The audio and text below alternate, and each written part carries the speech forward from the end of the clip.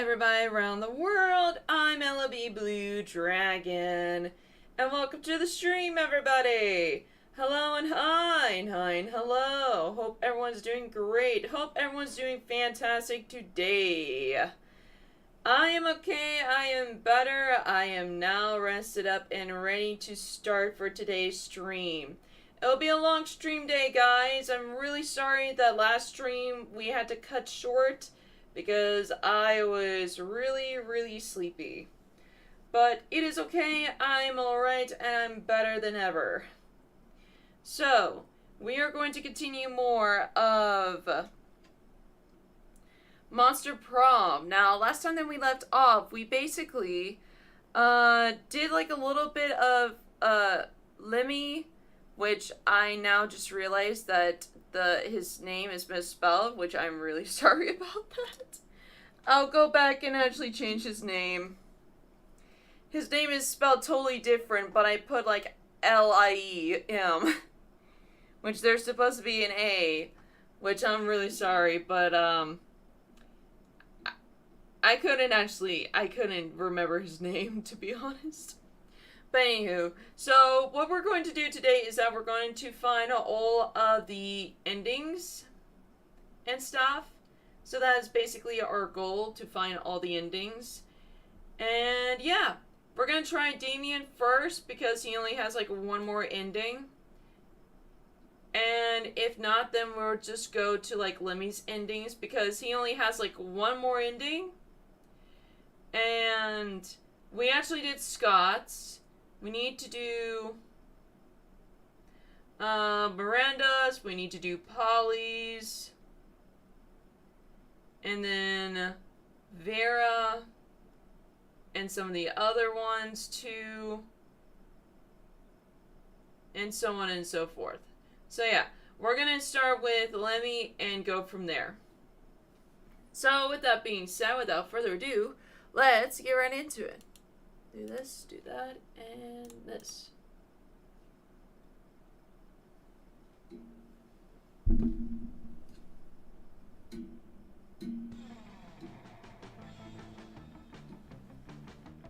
Alright, let's begin. Oh wait, whoops. Now, I will have to say this again, and I'm going to say this again. Some of the cutscenes that we already seen, I'm just going to skip them over. But, however, if there are cutscenes I have not seen, I'll basically read them over. But we are going for hunting for the cutscenes, okay?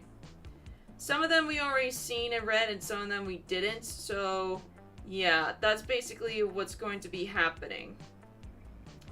Alright, let's go.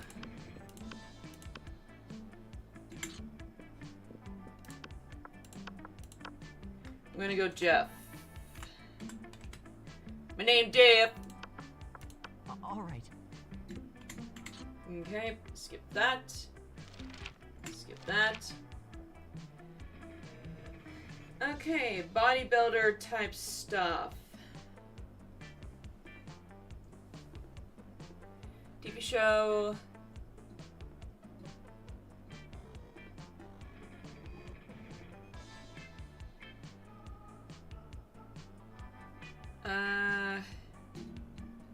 This one. Okay.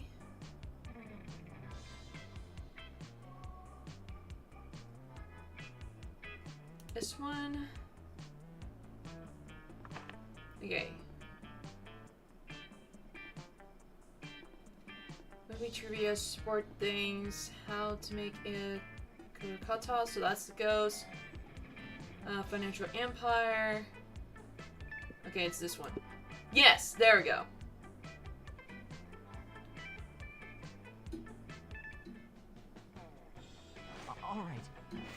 Alright, let's go for... We're gonna do charm and creativity.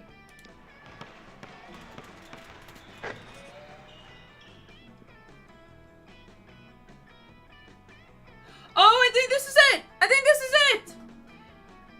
You're bored and doodling in your notebook when Damien suddenly appears. What the F is this dude? Is that me? Am I cuddling shirtless with Lemmy? This is it! This is it! Oh my gosh, I never thought we would get this on the first try! This is the ending! Holy cow! Okay.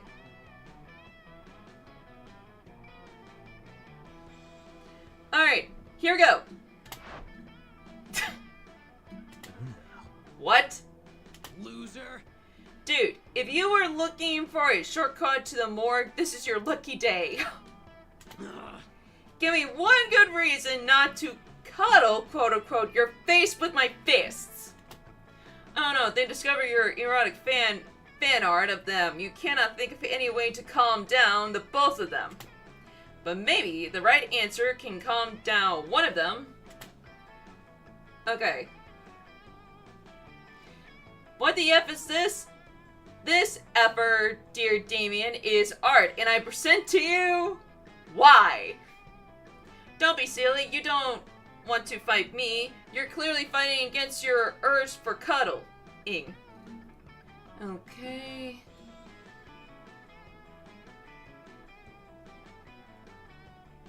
Let's see, so the top one is for creativity, and charm is at the bottom. Oh. Yikes. So, I'm in a bit of a pickle. Okay, I have a lot of charm, and no creativity. Like, I have 3 creativity and my charm's at, like, 6. But however, if I choose the bottom one, it'll cancel it out. So I'm just going to wing it and choose the top. Yo, what? Lemmy, you're the know-it-all here. What's this? I think it's some nerd thing. Okay, just checking it out on my phone. It seems to be related to Sherlock. At least half the images in the search result are about it. And nerd thing, I say no more. Now let me show you my own original form of art. Dissembling B. What was that was actually an ancient art among the people from the island of Shut it, Lemmy! Damien didn't dissemble you, but he still kicked your A big time. And your sick Y skills were no use in saving you. You lose 1 fun and 1 boldness. Okay, so I'm hoping that this does not cancel it out. I'm really hoping so. But we'll see. When you reach Lemmy and Damien's table, you find it absurd of food but covered in paperwork. Oh wait, this is the food choosing. Okay. Okay, so this one's for Damien, and this one we need to go for Lemmy. Looks so authentic. Okay, there we go. Okay, so we're gonna go with creativity for this.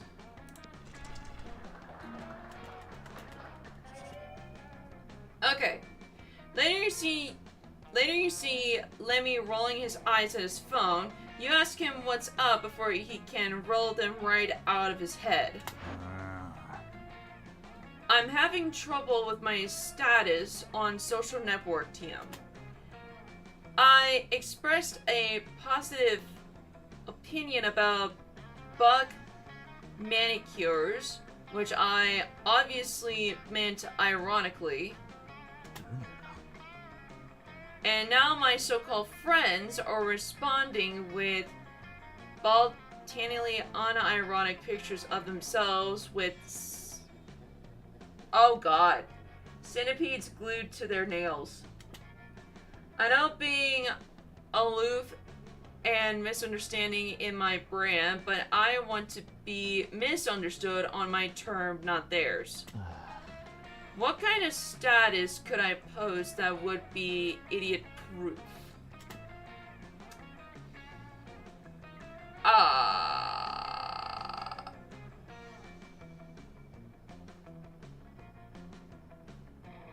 Flat out post that everyone currently reading the status is an idiot.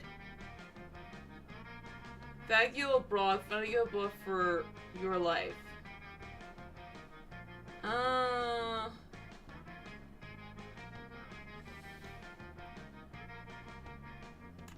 Top one? No, there's an idea. Okay, there we go. Being straightforward is so obvious that it's obscure. When's the last time anyone actually said what they were thinking to a fellow being? It's revolutionary. My god.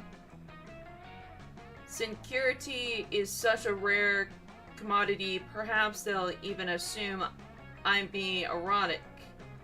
I can say anything. I like bubblegum country. I wish I could get away with wearing pink. What? I think conventionally attractive people are hot. Are things I would say sincerely if they were true, which I mean, whatever. You know what you're getting. You know what you're getting, Lemmy, for his birthday. You kid. You gave 2 creativity and 1 smart. Okay, let's go here again. All right. Oh, wait. She's occupied by the gym. Let's go back here. Okay. When you go to remove your costume, you see Scott still wearing his tree suit. You haven't seen a tree look this bummed since Woody the inexplicable parents were cut down to make way for that mega mall. You ask Scott what's wrong. Whoa! I really think I was gonna be an important part of this play, bro. I mean, trees are important, right? They give oxygen and shade, and you on them. Plus, the director called me an attricio. That sounds way fancier than actor, so I don't know why I feel so useless. Arezzo means prop, you imbecile. You're not an actor, you scenery.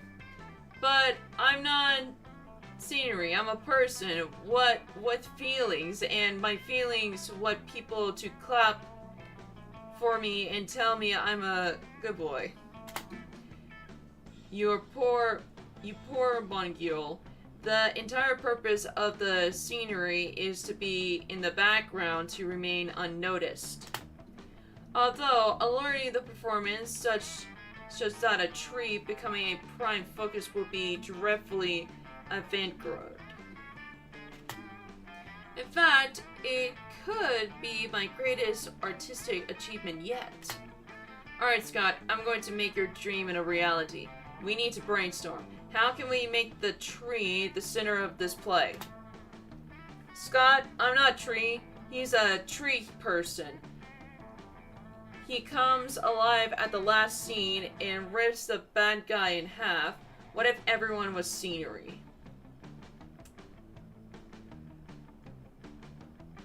Bottom one? Everyone?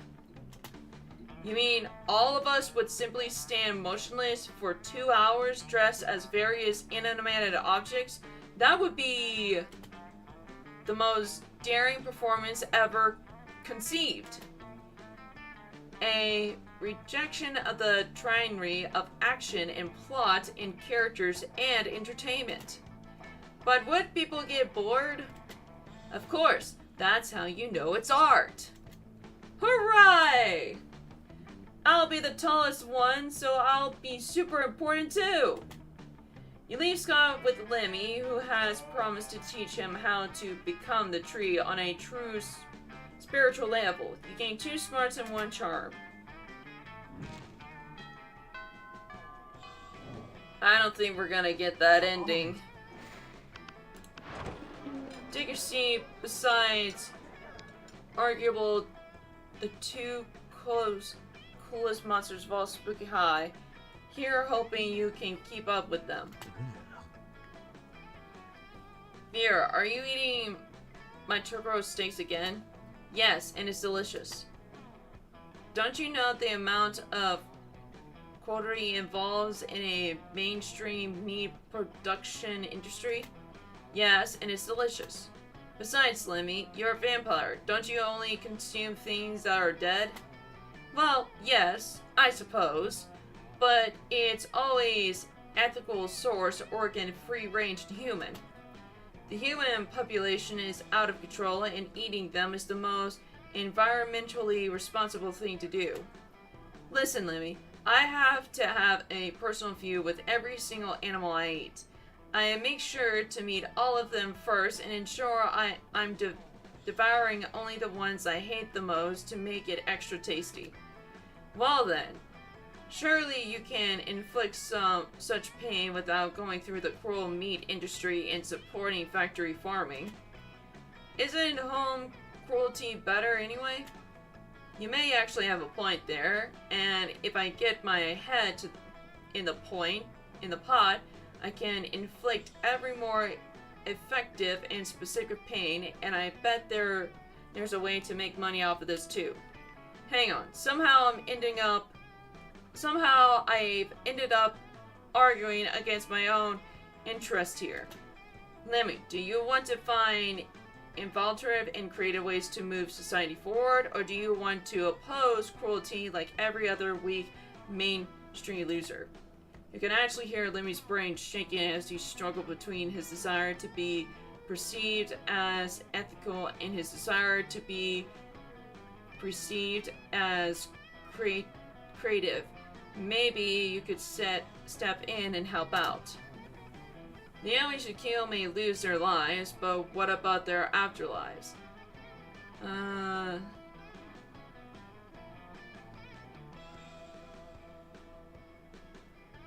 Bottom one? There we go. Wait, I think I remember doing this one. Yeah, I remember doing this one.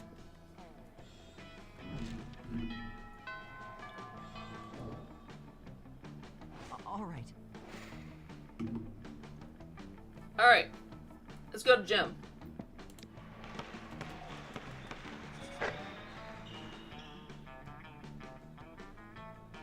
Another gym class, another game of dodgeball. Seriously, do we not play anything else?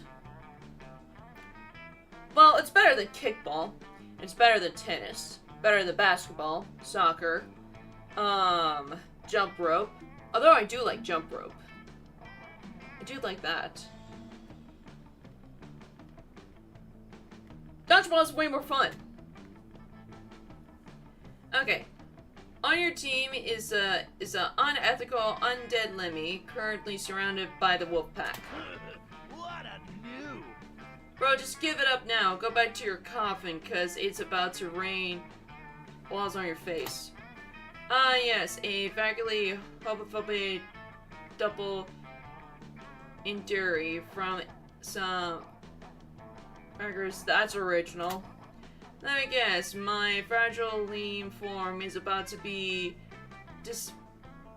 dismantled in a display of hyper-masculinity. A very unsporty man-like competition since it's 4-on-1. Let's just get this over with. You can't let me give up. The winning team gets worm cakes. Give him a great strategy. Like dirt cake? Or like actual worms in a cake?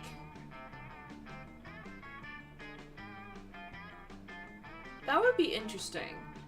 Well, I'm not saying like actual worms. I'm thinking of like gummy worms. Like put gummy worms on a cupcake. I'm not thinking of actual worms. You're a vampire. Play dead. Turn into a vampire bat. Bite them. Give them repeats. Bottom one. Oh. I find turning into a bat to be rather mainstream vampire trope. But in the case of teaching a lesson to these canine curtains, I'll make an exception. In a puff, a cliche smoke, Lenny has turned into a cliche bat. Sick, dude, it's a bat! Get the bat! Using all the skills of, you know, athletics, the Wolfpack easily knocked the bat out of the sky. The bat falls to the ground, gym floor, its wings crippled. Lemmy is not gonna be happy when he changes back. The Wolfpack wins and you lose the game and lose 2 fun and 1 boldness. We are not getting that ending, are we? Alright.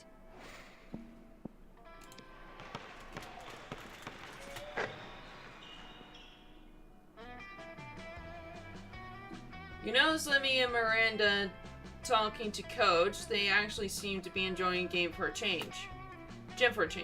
Something must be terribly wrong. You go over to see what it is. Youth is a gift. Youth is a gift? Okay. But no, I'm all for inspiring athleticism in the hearts of the youth, but allow me to make up your own sport. Seems a bit unorthodox, don't you think?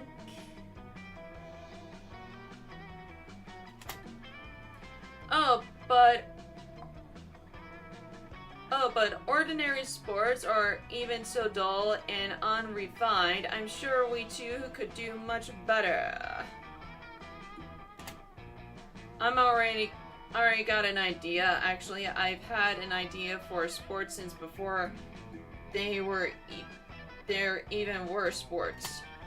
I call it art. No teams, no rules, just pure creativity expressions. I'll be the quarterback, of course. Art, brilliant. We'll be playing it with watercolors and sequins. And there shall be a sport brand and a goalie, lingerie, and it's so good to see you kids getting enthusiastic about wholesome physical exercises, but I gotta say, art doesn't really sound like sport. Why it doesn't have the word ball anywhere in it.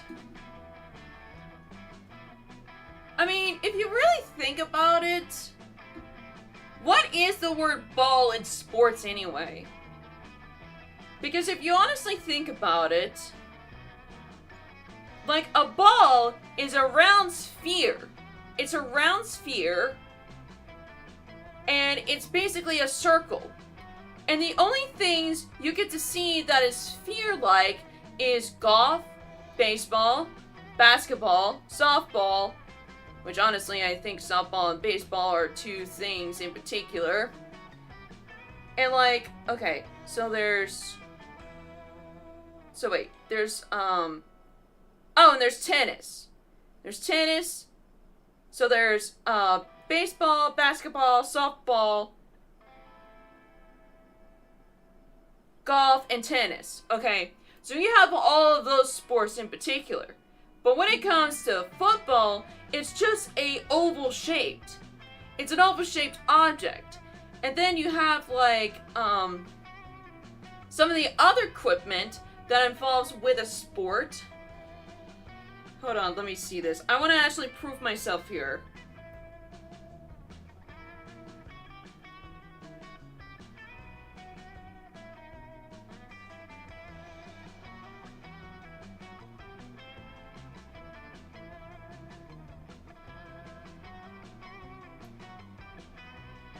Oh, and of course there's volleyball that is a sphere. But then you look at like football. It's actually a sphere. And then a hockey puck is basically a flat hamburger like patty.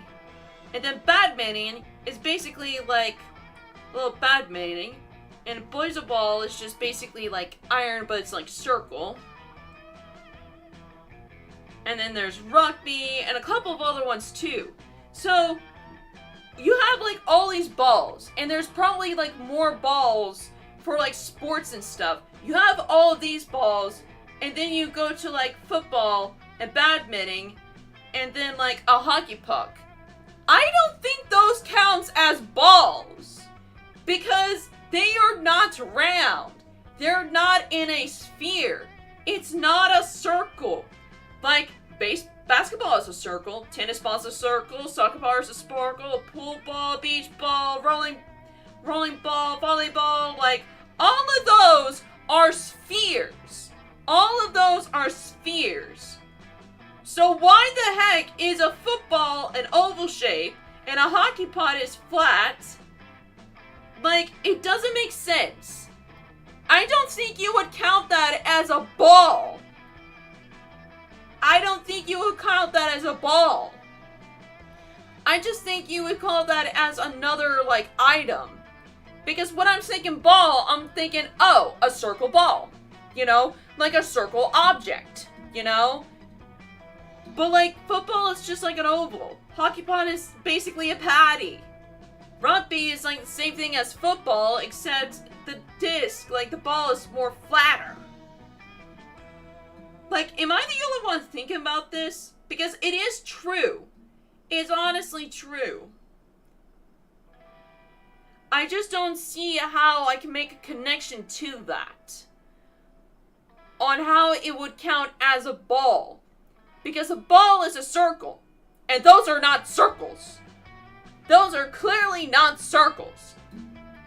Now, obviously, if you do state that if you turn the hockey puck, it'll literally look like a circle, guys, you are wrong.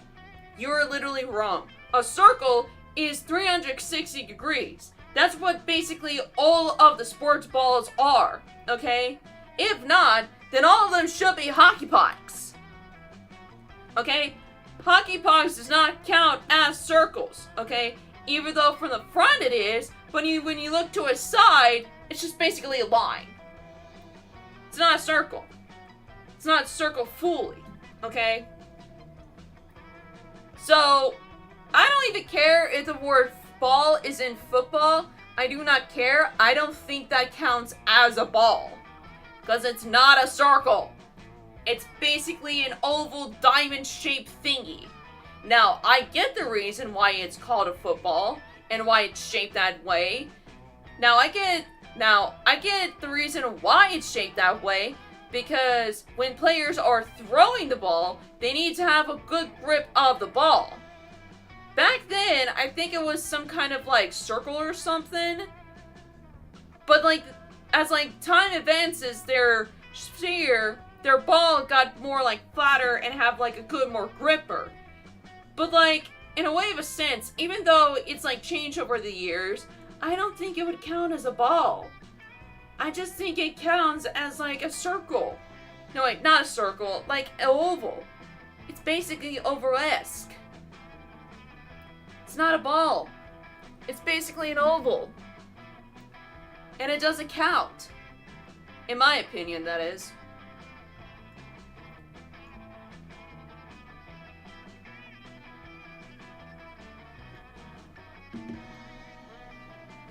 Alright. I just want to state that out. And I know there's other, like, objects too, but, like, just want to state it out. Some of the objects in sports are not considered, like, ball-shaped. Some of them are really just, like, unballish shape.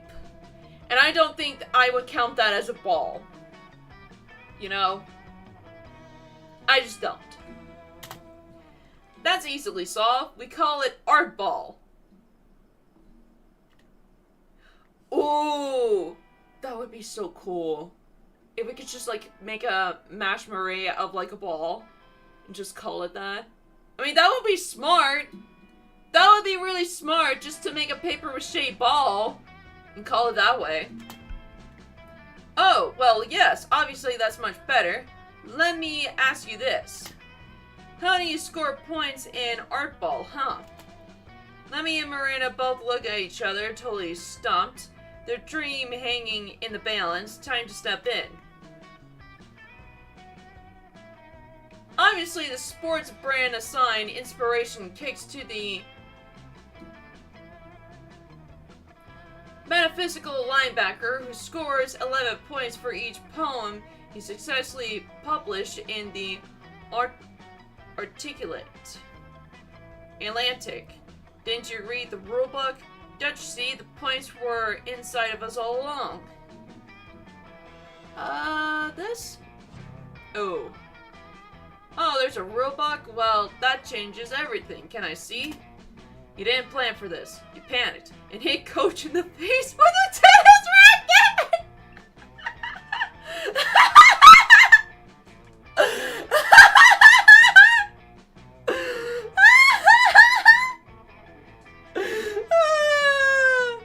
That is quick thinking! If I have ever seen one!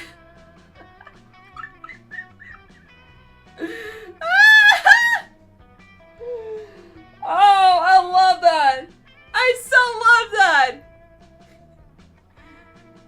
That's just like quick thinking and I love it!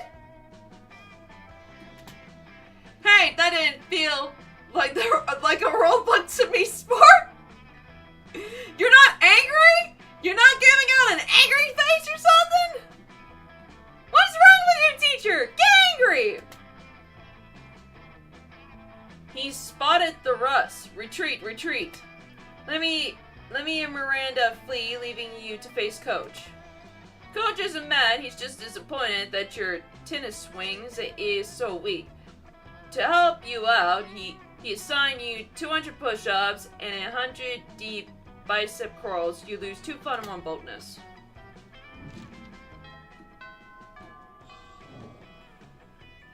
All right. You notice let me look in Disgrotto, which is his default, so whatever. But it seems like Miranda is pretty upset too. Better check it out. Why are you typing on your phone so angrily? Did your phone offend you in some way? What are you mad at? Mad at? You seem to be at, oh, the scale.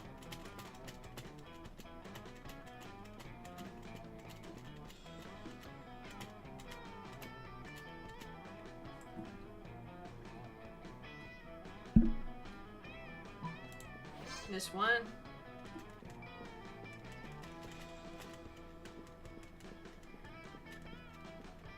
Okay, there we go.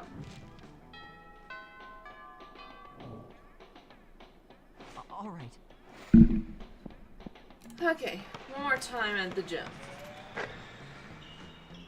Afterwards, Lemmy walks up to you extremely nonchalantly. It's ridiculous how little he cares about this walk.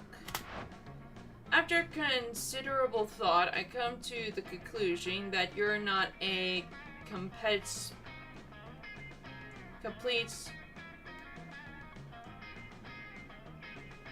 poser? Poser? What's poser? What the heck is poser?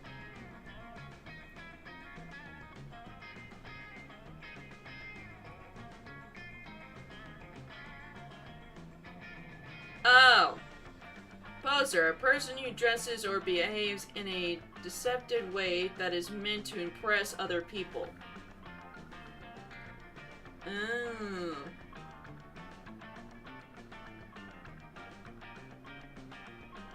So it's a fashion thing.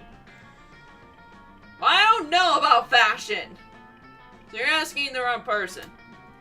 And seeing as I could use a partner for my tropical hip late night excursions, consider yourself invited. Tonight 3 a.m. I'm sure you'll have no trouble coming up with a appropriately undergo destruction. I mean, it's not like I don't know any cool places to go or anything. I just want to give you an opportunity to prove yourself. Let me flash in a cloud of mist in a gust. You got 12 hours to choose the trendiest spot no one's ever heard of. Lunch Phobos, the most exclusive new nightclub? Honest, most underground nightclub of all, the Earth's core. This? You met Lemmy in front of Star at precisely 3:18 a.m., being on time for sport. It's a club so exclusive you even haven't heard of it before. You had to snag a invite for a time-traveling version of yourself for the future. Metropolis Hippest Club is a satanic inside a decommissioned rival factor run by mice who love disco. Let me take one look at the magnificent entryway made of a stone whale carcass, and the concept of entropy in his jaw dropped. I thought it was a myth. I have heard rumors that they've got everything here. Used cribs, police brutality, the entire frozen food out for the discount supermarket. My god, they even got a downstairs sub-dungeon where you can relax in the human Katsuid. I mean, this is pretty cool, I guess. In case you were wondering, a human jacuzzi is when you sit in a circle while a bunch of water at you. Gain 2 creativity and 1 fun.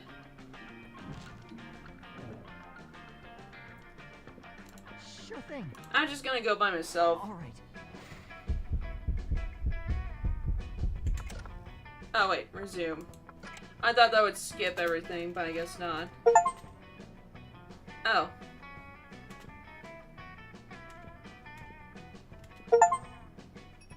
Well, you really like this game.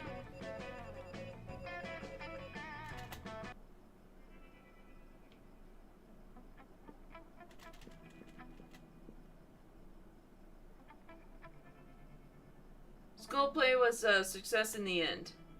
New York says never had a tree been as some appealing and convincing as a tree, and that play simply mesmerizing.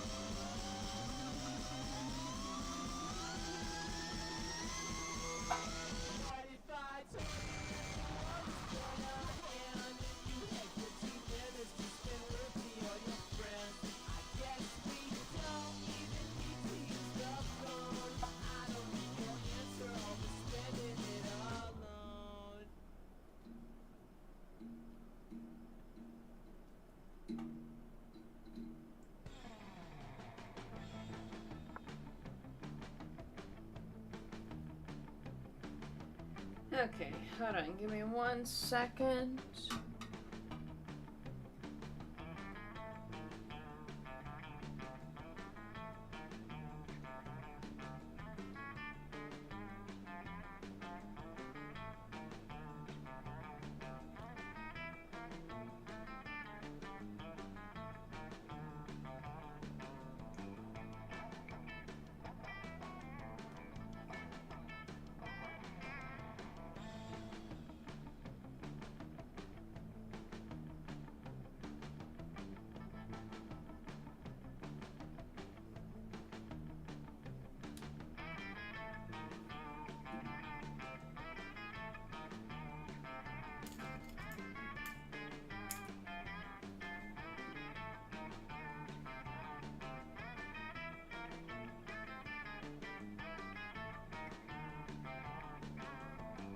Okay. Oh wait, whoops. Whoa, whoa, whoa, whoa, whoa, what's happening? Whoa, whoa, whoa, whoa, whoa! Whoa, whoa, whoa! Holy cow!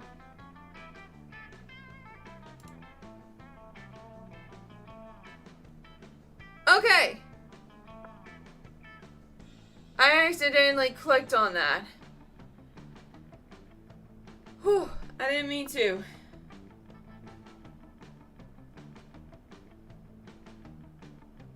Okay. Let's go around.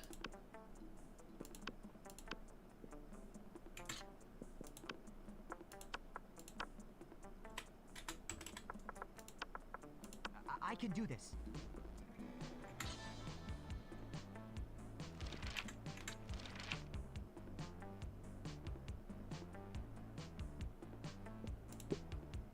Okay.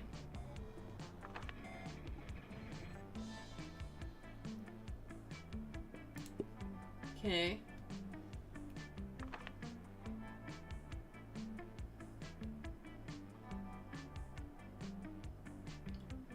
Which critter would you use to name your children?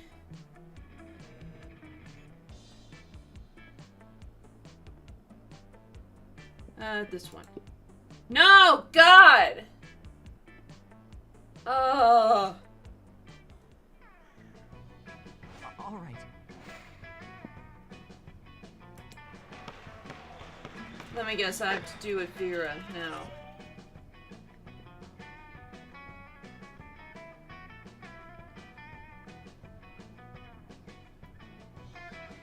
Okay, later you see Miranda and Vera come cornered by the wolf pack who are watching them like a pack of wolves. The wolf pack is here.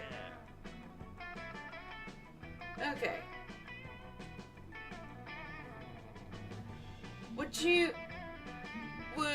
How would one of you ladies like to go on a date tonight with the hottest dogs ever to not be literal hot dogs? What? I wouldn't at all. What a commoner.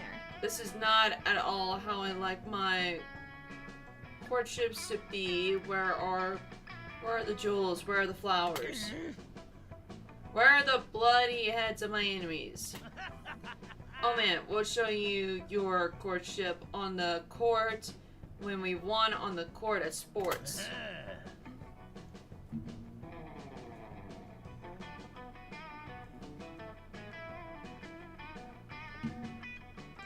We'll show you a sportship courtship. Every time I think these guys at this school can't get any dumber. Oh, I get it. You're both shy. Don't worry. Our bucks are worse than our bites. Except when we're doing sports, cause then we bring it, yeah. But if either of you have the confidence to say which one wants to go out with us tonight, you can choose for you. Yikes, like they're relatively well in intentions, but you should definitely step in and save one of them.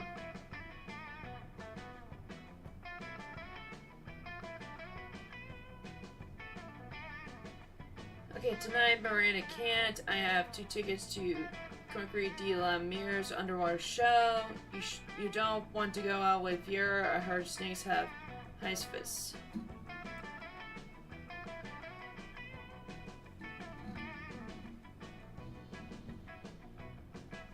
Okay, this one.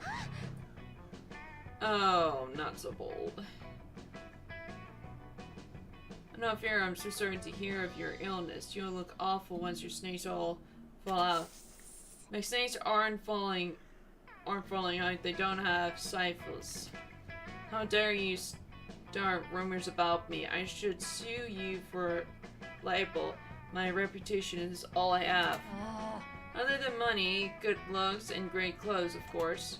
So if you don't have a SSS ID, what got out tonight? Sure, I can absolutely go out with you. I don't have syphilis, so I can go out with whoever I want, whenever I want. Dope.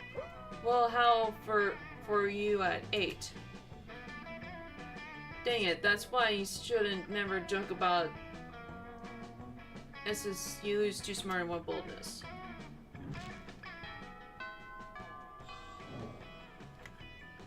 All right. Here's about to lift a glass of scotch to her impactable painted lips. You can drink whatever at this school, apparently. When Miranda screams, "Stop! Don't drink that!" What? Why not? This scotch costs more than most cars. Has your tasters tried it yet? What tasters? You don't have a taster? What if your drink is poisoned by someone's jealous of your good looks and royal tile? Listen, Mary, I only drink 4 things: scotch, red wine, the tears of my enemies, and straight up poison. You drink poison on purpose? Miranda, my hair is venomous snakes. You think poison actually harms me? Well, you should still have a taster. What if someone puts really spicy hot sauce in your drink? Or poison? What do I have to do to get you to drop this? Simple. Hire a taster. Fine. Any volunteers? This might just be the big break you'll be looking forward. You raise your hand when Vera picks you. Drink all of her scotch, enrage Fiora, and delight Merida. Pretend to be poisoned, terrify Merida, and amuse Fiora. You shot Fiora a wink, take a tiny sip of her scotch, and then... No, stop following! How will you be able to taste your poison if you're too busy foaming at the mouth of vomiting? You fool, he is poisoned. Run and tell authorities before this poor Saple's face melts off or something. Oh dear, oh my, I'm no good in crisis status. Curse my unformally pleasant childhood. Marina faints with the utmost drama. If there's one thing princesses are good at, it's fainting. Haha, that was hilarious. I should put poison in my scotch more often. You can stop vomiting now, by the way. She passed out. Oh, do you need the antidote? Alright, here you go. I guess I should have let you know the scotch was actually poisoned. Oh well, how about we get free ice cream to make it up for it? Your stomach's still too weak. Your stomach is still too weak for ice cream, but you're never too sick to spend some quality time with Fiora.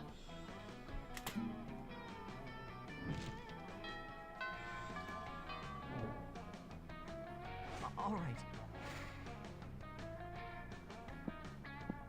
Creativity. Okay. Then you see Fiora chocolate to herself in the hallway, which is whatever, but you might as well find out why. I'm just practicing my prom queen.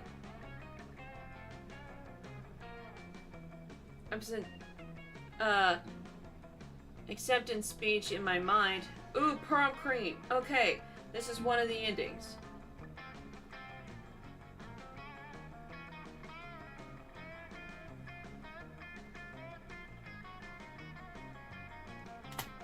It's not like the title bears any meaning whatsoever, of course, and I really do consider the whole thing way beneath me. However, considering how much meaning other girls put on it, I can't risk some uppity B think she's better than I am. Plus, it's not bad branding either. I could see using a victory to start a line of successful prom queen accessories gradually to get you the win. Perfect prom shoes, the right makeup, fancy knives to take out your opponents.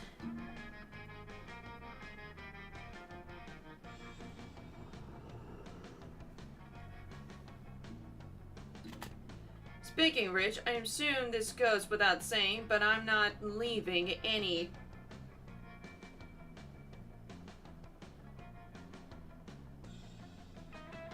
Speaking of which, I assume things goes without saying, but I'm not leaving anything to change. I'll be doing a blood ritual to ensure my win. I still haven't found the exact details yet, but I'm optimistic that at least some of the items will be found in the shop.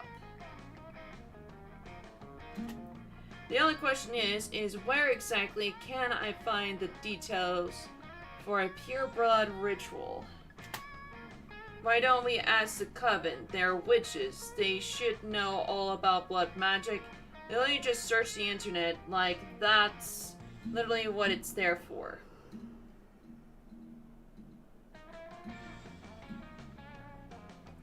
Okay, search for the internet. Yes. Oh, right, good call. Sometimes you get so caught up in the grand scheme of exploiting blood magic to secure pretty petty victory that you forget about the little things. Yep. You and Veer scampered on over to the library to put the school computers to good use for once. For real, does anyone at the school use school resources for educational purposes? Sometimes, but not all the times. And more it depends on what the subject is and what it offers. Which, that's true. Let's just search blood magic to graduate prom queen victory over basic B's to maintain social status. That's pretty clear, right? That looks clear to me. If I ever seen one. Couldn't possibly be clever.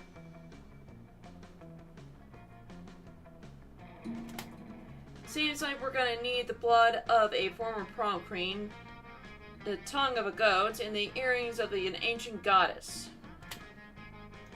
Not exactly stuff that goes to be lying around, but when you're destined to be prom queen, you make it work.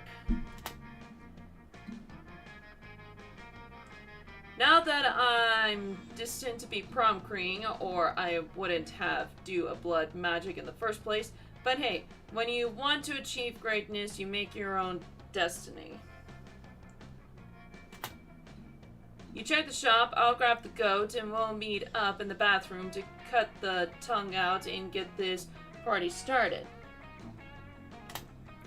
Sounds like a party indeed. You get 2 fun and 1 smartness. So once I buy it, All right. I go to the bathroom. Which that's... Oh no! Oh god, no! I thought... Oh no! Did I mess this up?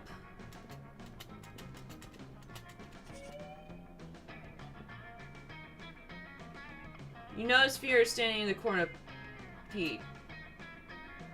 What looks like a fresh braid on her back of her head, it's actually 2 of her snakes fighting, poisons flying everywhere. Hold on, does that actually count? Probably not. Oh, I'm okay, it's just Hissy and Bob have another disagreement. It happens.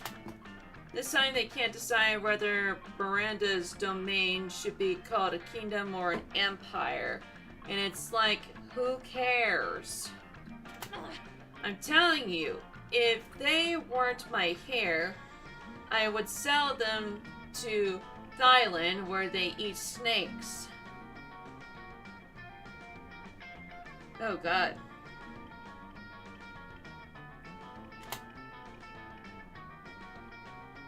Decapitate them to set an example. You could totally rock some bangs. Snakes get bestie when they don't have jobs. Put them to work building your evil empire. Maybe that would work.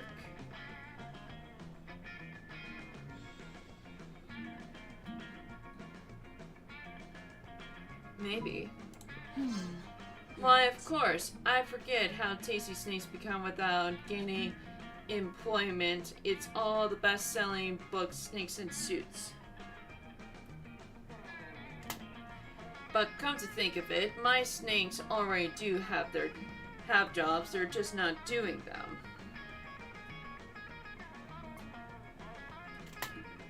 Bob, where is the report on Protagla? Are they at war yet? Hiss, have you poisoned the school's water supply like I asked? No? Then how am I supposed to sell water to Miranda's family? You think it's easy selling water to mermaids? Hiss and Bob pull out cell phones and start making calls.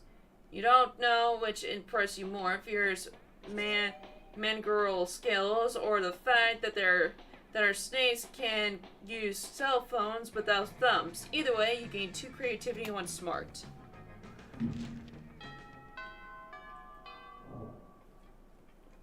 All right. Okay, hope that doesn't mess it up. Give me your money. Okay, I'm gonna buy the most weirdest object of all time. No refunds. Alright, hope that works. Now let's go to the bathroom. All right. Bathroom.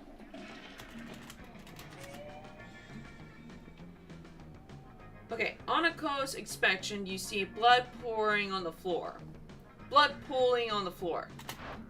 And Fiera standing over it, smiling boredly, holding the carcass of a skinned goat. Hey, you. Hey, thanks for coming. The fun's just getting started. I know we only need the goat's tongue, but like, if you're going to take the tongue from a goat, might as well take the skin too, and make yourself a pair of sweet boots. Now that I know how to sew, or would take the time to even if I did, but Miranda has some mer slaves I can borrow. Huh, awesome. It's a pretty nice tongue, right? Not too fat, not too thin, the right kind of purple. Oh, purple? I think it will be the most beautiful regale Fear prom queen ever to grace Spooky High in no time at all. It's not a bad plan, except that spiders need to reveal themselves too. And it's at that moment the principal giant spider walks in to use the toilet. Oh no! Are we gonna see the principal for the first time? Oh, hey, good afternoon, Principal Giant Spider. I'm just holding this skinned goat on the school property because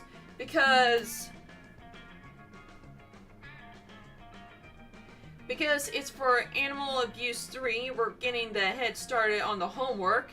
Because this goat is a spy from rival institution who has sent here to blow up the school. Okay. Oh, it's 50-50. Oh, God. What happens if it's 50-50? Okay, so the top one is for smarts, which I have 7. And the bottom one is for fun, which also have 7. Oh, God. I gotta ask that. Oh, God. What do I do? Okay.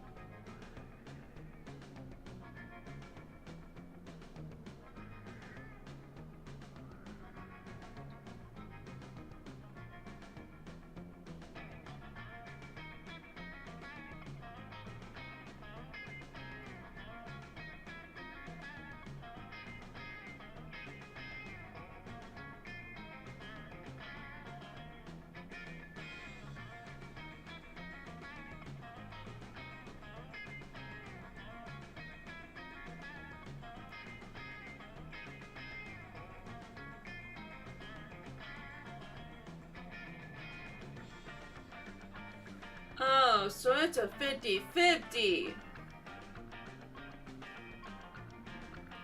So, oh god, 50-50. Let's just go for the bottom one. Oh no! No! No! We lost it! Principal Giant Spider gasped. But like they were both even! How am I supposed to know? How was I supposed to know?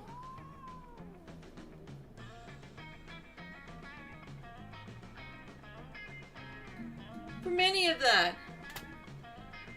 A rebel institution, do you think it was Pixie Prep High? We weren't sure, that's why we skinned the goat to investigate.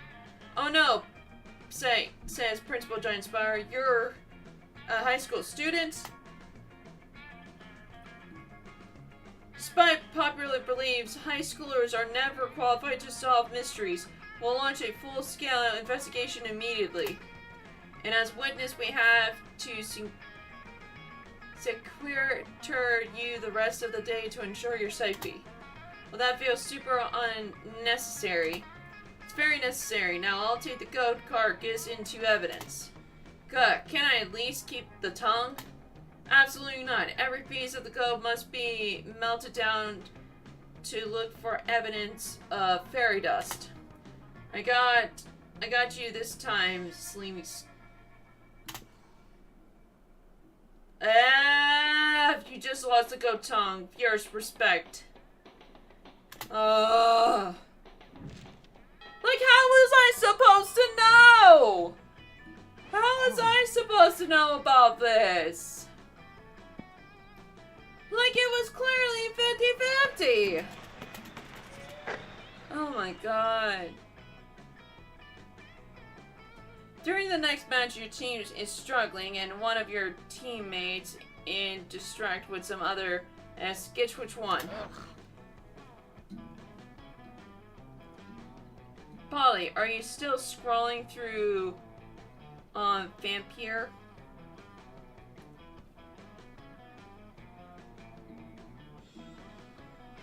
Give me 1 second. Where is it?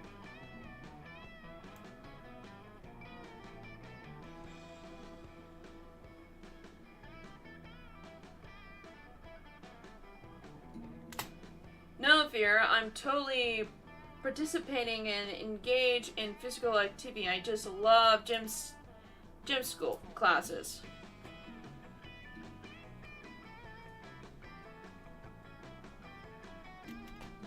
Come on, Polly, do you really want the shame of losing to Lemmy? He's been doing organic blood shots out of a rabbit skin in between rounds. And Damien's got to shove it in our face. I hate when Damien tries to shove anything into my face. Look, I like winning as much as any next monster, but why is dodgeball apparently the only sport we ever play at the school? Some schools do volleyball in gym, or track and field, or cross-country skiing. But what we have is dodgeball, and I want to win it. When life gives you lemons, you gotta squirt some lemonade juice in someone's eye. Toy, let me just finish editing the selfie. Have you seen this mascara filter absorbed? Maybe there's a way to inspire Parley to get on your level and lead you to victory. Wouldn't all of you be happier that way? Don't you see, dodgeball is just dancing that you can win at. Distract Polly, smash her cell phone, blaming on the other team. In an uncharacteristic move, Polly looks up from her phone during gym class. I do like dancing and winning. Let's go down. Is the win a word you just made up for dancing and winning at the same time? Yep. Well, it's got a win in it, so I like it. Let's go show those losers how the winning is done. Okay.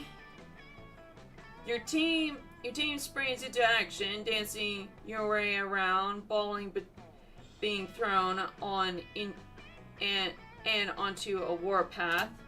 Polly dances to boogie while Vera waves her hair in the hard-line snakes.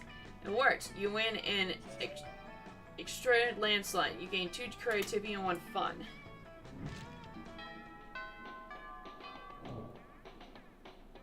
All right. Yeah, where's that? There it is. Okay. You arrive at your chosen table to find Miranda folding napkins at Vera. Okay. Do you want to know what this one is for, Vera? No. I'll take that as a yes. A rose-shaped napkin.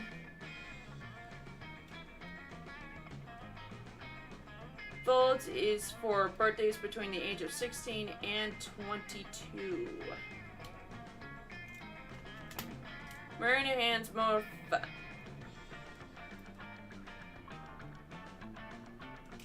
Miranda's hands move faster as lightning. Oh wait, I've seen this one.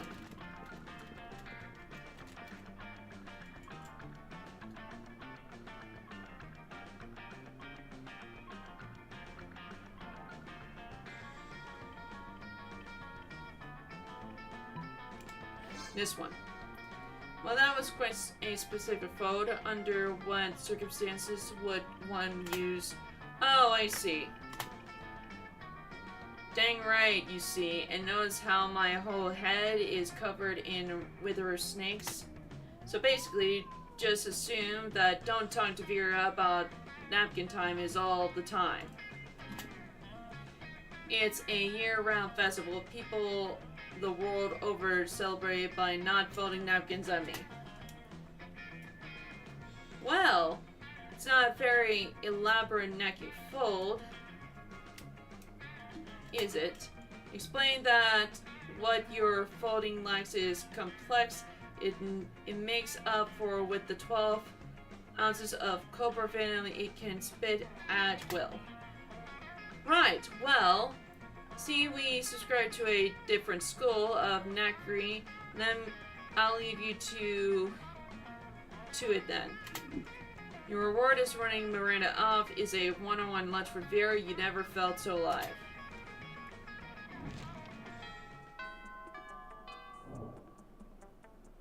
All right.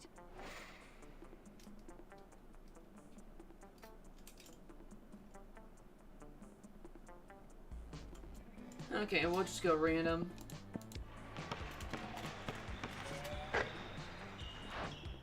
Hey Jeff, remember that one time that at the one party where you explained to me a great deal your brilliant secrets to the business world? Holy S, you do not, and that doesn't sound like your area of expertise at all. You must be pretty drunk. But it's fair, so you smile and nod. Well, I will be attending a very fancy and important business dinner evening tonight, full of powerful people by excellent invitations. And by exclusive invitations, I mean I'm going to use my Gorgon powers to turn the Corinthian into stone and then sneak in. Huh. Okay. I love to see you put other people's money where your mouth is if you're not doing anything tonight. You are planning on reorganizing your collection of very rare mute competition Pokemon cards. Your popular trading cards game based on the even more popular video game Pocket Human. Even cards depict a human being with a specific job and a bio. But that can wait, so when the time rolls around for the fancy business there, you shove them in your pocket and rolled out. Jeff, over here. Glad you can make it. I've been ranking in business cards hand over claw so far. I met Greatro Gorgonzola, the Diamond Tampon Tycoon, and Ray K. Bebop, the social media influencer slash rapper slash robot, and they're both very excited to do business with me. How have you done so far? You turn out to your pocket and show Vera the evidence of your endeavors, which consists of the lobby callers from the hotel the convention is in, and the only thing handed to you by a real businessman is a stick note with the word no written in red Sharpie.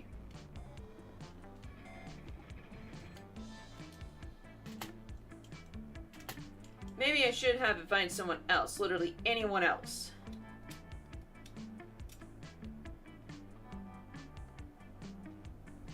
Probably so. No, it's okay. You still have an hour left of the events. It's time to pull out all the stops and choose an amazing tactic to get as many businesses cards as you can to prove to Vera what a invaluable business asset and or prom date you are. You may have no business cards and therefore no business cards to exchange, but you sure as heck have Pokemon cards to trade those. Convince the business people you have a rare disease that can only be cured if you give them 100 business cards. Top one? Quick as a flash, you pull out your own dope collection of Pokemon cards until you find the perfect pocket human for the event.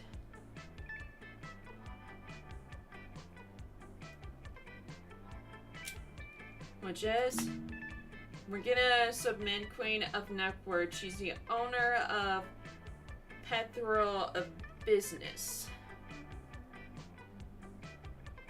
as well as one of the 7 guardians of the stock markets. It is incredibly rare and gives whoever the process of 7+ to the networking, which makes it super valuable since you've been surrounded by businessmen,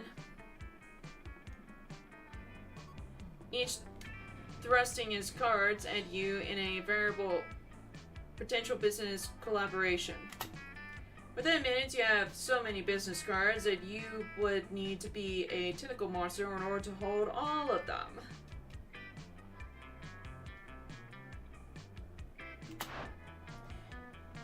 Dang, Jeff, you really know how to clean up, do you? I think you have a business card for just about everyone here. Just then, 2 businessmen rush towards you so fast, cards extend that they smash into each other and are both knocked out. I stand corrected. Vera stoops down and collects the business cards from the unconscious men. You hand her the stocks of the cards you procured, and 2 of you link arms and walked away. Huh.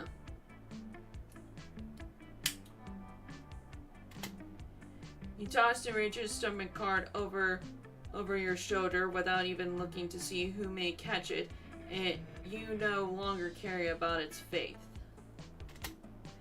You have everything you ever needed: a bunch of business cards, 2 bonus and 1 smart, and the affection, or at the very least of tolerance, of a good woman.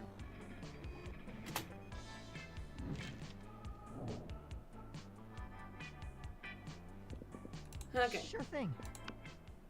All right. Okay, let's just get this over with.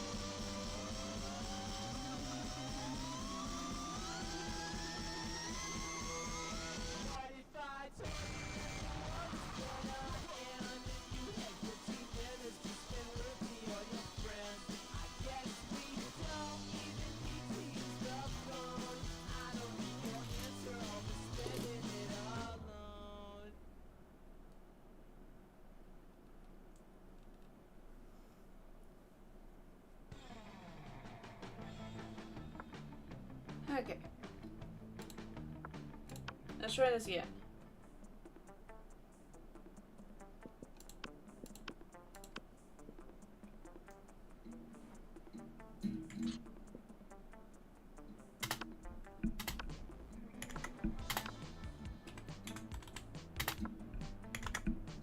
I can do this.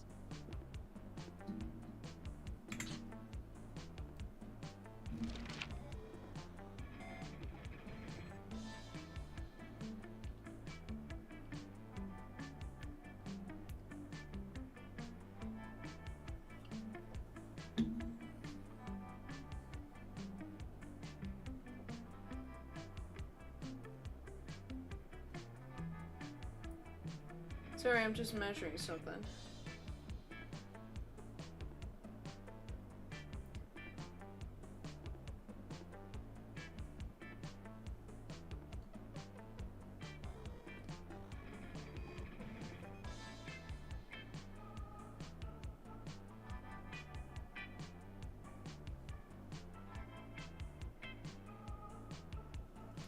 Oops. Oops.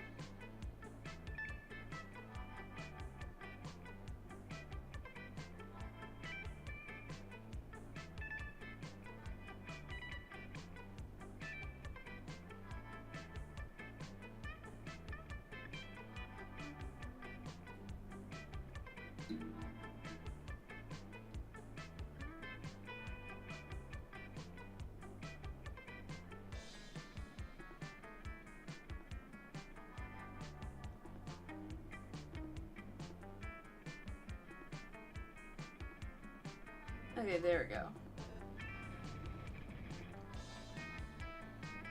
Okay.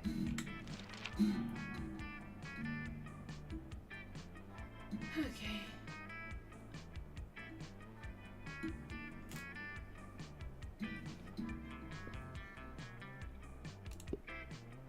This one.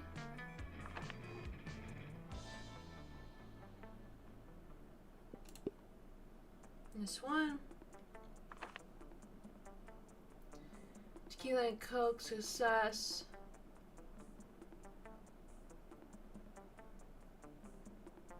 This one. There we go. There it goes. Let's hope we get All right. what I think what we need to get.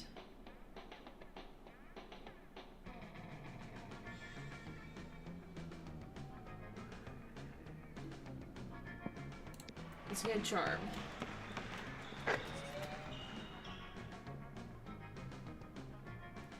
Okay, Spy Fear and let me engage in their favorite. Oh, Monster Judgment. So pathetic. Extreme. Okay. Not that. That one. Wanna try? Your one and only. There Vera you go. Overland.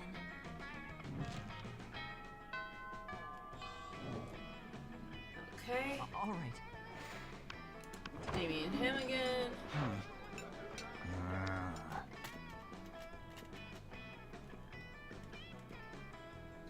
Little nice Damien. This one's for him. So authentic.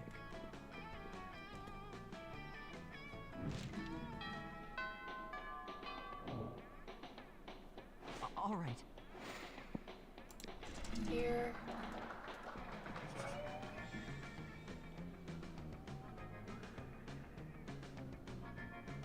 Monster Green filters.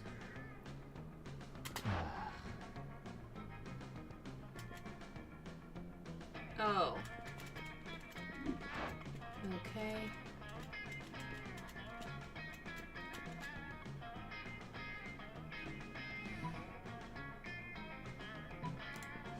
Oh. Not that one. Well, we didn't want this one. Because that one leads him to being the prom king. I need one that leads to the other one. All right.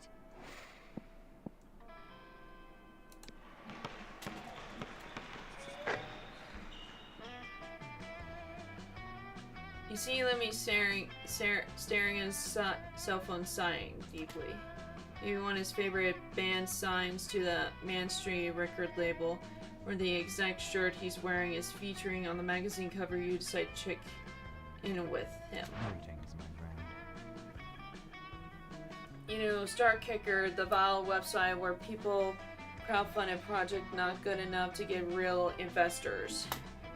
Well, thanks, Lemmy. Do you not know why you exist? Well, today I found something of the internet.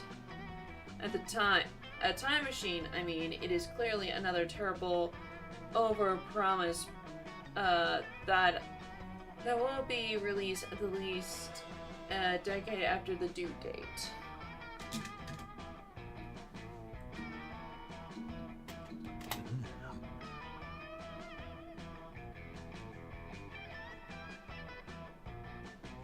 And in the time, it will be way faster than promised, like a toaster attached to a clock. Toaster attached to a clock, genius. You deliberately write down the idea in your $1,000,000 notebook. Let's see if you can beat those guys in the market.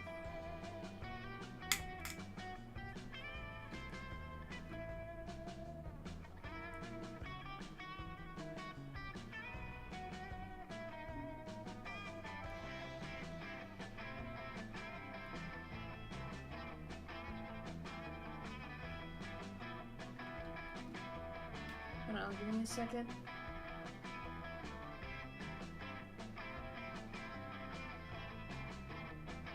Here we go. Okay.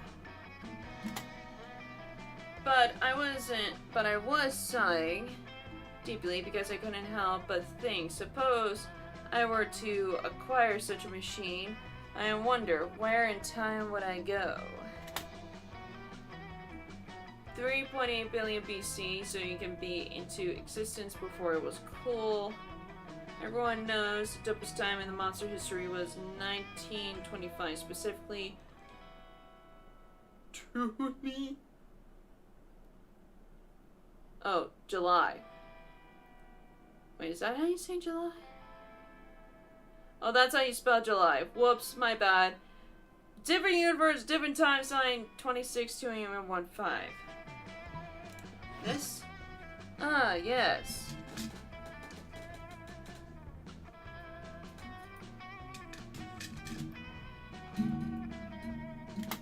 I remember 1925, July 26, 2 a.m. and 5 a.m. It was the dust after old Ernest's high skin way party. Me and the boys were celebrating a good old Pamelunio, drinking synergy like it was water. They even prepared a special batch for me without those pesky little pieces of fruit. I almost never drunk century because of those little pieces of fruit that are the 8th thing I hate the most in my beverage, right between floor clearing and sentient milk that has control offices in opera. When it dawn was immediately, Ernest came to me and said, "Ah, Lemmy, the world is ours. We could feast on it forever." Told him, "You're right, Ernest, but remember, I'm a vampire. You know the sun also rises." And the rest is history. You're right, my friend. July 26, 1925, 2 a.m., 5 a.m. was the best of the times.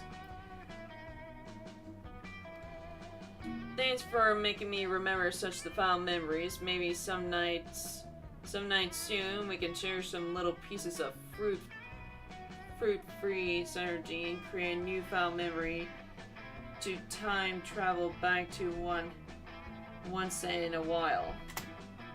Wow, you already booked tickets to those soon-to-be found memories, but let me to save the date in your phone. You gain 2 charm and 1 smart.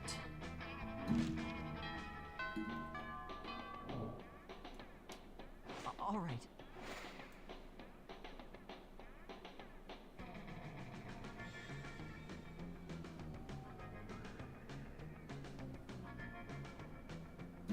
Okay.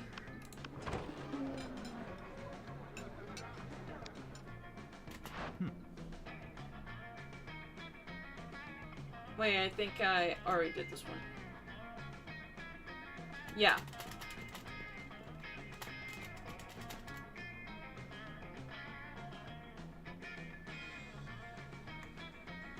This one.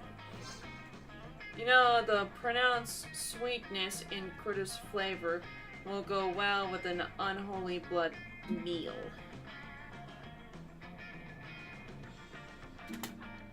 Always trying to pair Pinot Noir with blood, you know, because Noir means dark, like my soul.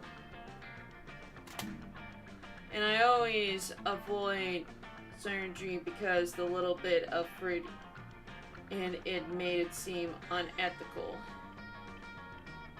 What is that fruit? Sangray. Sangray? What is that fruit?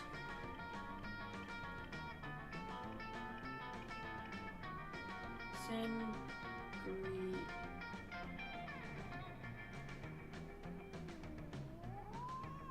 Oh. It's an alcohol beverage word originating in Spain and Portugal. Punch. Oh. Oh, I know this. Oh, I think I know this. But I don't know what it was called during the time. I thought it was just like alcohol fruit or something. At my old job, somebody actually made that. Where basically they would just like get a bunch of fruit and a whole bunch of alcohol and just like mix it all into it, create your own juice. I think somebody brought that one day and stuff, which honestly you should not do, you know. But they brought it one day and, well, they didn't get in trouble. They just had some afterwards, like after work and stuff, you know. They just brought it just to like show everyone and stuff and tell all about it and whatnot. But that guy was fired later on when I left and stuff. Because that guy was kind of a pain in the butt sometimes. Because the thing is that he was like very like angry. Like he gets like mad like all the time and it gets a lot of people like ticked off and stuff. And not only that, he was the many people that would actually put pots and pans all of a sudden onto the ground to make a sudden noise. Which is where I actually got my jumps from. From the sudden noises. Which I honestly hated that. Which honestly, that is the main reason why I get so jumpy all the time. It's because of the sudden noises and whatnot. It's all thanks to them. It's all thanks to him and somebody else. But man, I still remember like when the restaurant was like still like refurnished and like new and stuff. We had like double doors being added to like the restaurant and stuff. And double doors was just so bad. In a way. Because everybody's just trying to like get used to the new environment and whatnot. And the double doors. Oh my gosh. A lot of people don't have common sense with double doors. It's like the thing is, when you have a double door, you go on in the right side. Because that's where you're supposed to go. You enter in the right side, and when you leave, you go out in the left side. Right? Simple? Anybody can actually know that? It's just like highways. Like, where are you going towards somewhere? You go on the left. When you're leaving somewhere, no wait, vice versa. When you're going somewhere, you go to the right. When you're leaving somewhere, you go to the left. Simple.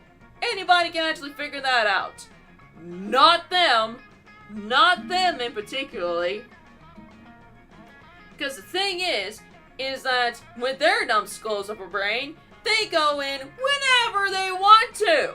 they go left, they go right, they literally just like people would bump heads, like people cannot see where they're going.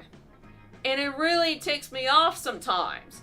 And even there were 3 to 5 incidents where people were carrying drinks on a tray and all the drinks fell onto the ground. And I'm like, bruh, this is this is straight up stupid. This is so stupid. Like, why? And somebody would literally just one of them just doesn't have common sense and just goes in whatever. So I had the most brilliant idea, which honestly I didn't want to do this, but since that the whole entire concept of the employees that I have that are literally stupid as heck, I had to make signs. One that says in and out, and on the other side, in and out. Simple, right? That has been up for a couple of weeks, and then it got torn down. And I'm like, bruh, seriously? And we still keep on having accidents. And I tell people about this, and everyone's been talking about it. And then finally, they put up a sign. They finally put up a sign that says in and out and in. And people were joking about it. And I'm like, are you kidding me? You are the people that's been running into other people that gets people ticked off, including myself and a bunch of other people as well. Even there's windows. There's literally windows at the door, and they cannot actually process. You gotta look into the door. Is someone coming? No, you go through. Oh, is someone coming this way? Go on to the other side. They don't have that common sense. They have stupid common sense and just go in wherever. And they joke about it. And I'm like, seriously? Seriously. You're literally the people that causes these problems. You are the reason why we have signs on the doors, which honestly should not even be there in the process. But guess what? You had it happen. Oh my god. But that was so stupid. That was literally so stupid. As much as stupid as papers. Oh my gosh. The paper situation is so bad at my work. Because here's the thing. Here's the thing about my old work, okay? The thing about it is that at my old job, when everything was refurnished, when everything was new and stuff, the thing is that with the new stuff being added and stuff, they thought it would be so nice to have white papers on tables. And I'm like, what? Straight up white tables? White paper. White construction paper on top of the tables. And I was thinking about this, and I was like, whose brilliant idea was this? To have white construction paper on top of tables. And people were like, and people think oh, this looks nice, this looks nice, this looks fine. And I'm like, this looks absolute S. What kind of place? In all of my existence of life, what kind of place has white paper on the tables? Now, I've seen cloths. You know, those cloths that you would have, for, the picnic designs? I've been to, one of those places. That looks nice. But a white paper on the tables? Are you kidding me? And here was the reason. Here's the reason. To make things way more easier for it to clean. And, wipe down. You still have to wipe underneath it, but, you still have to, put another tablecloth. And I'm like, how does that make anything easier?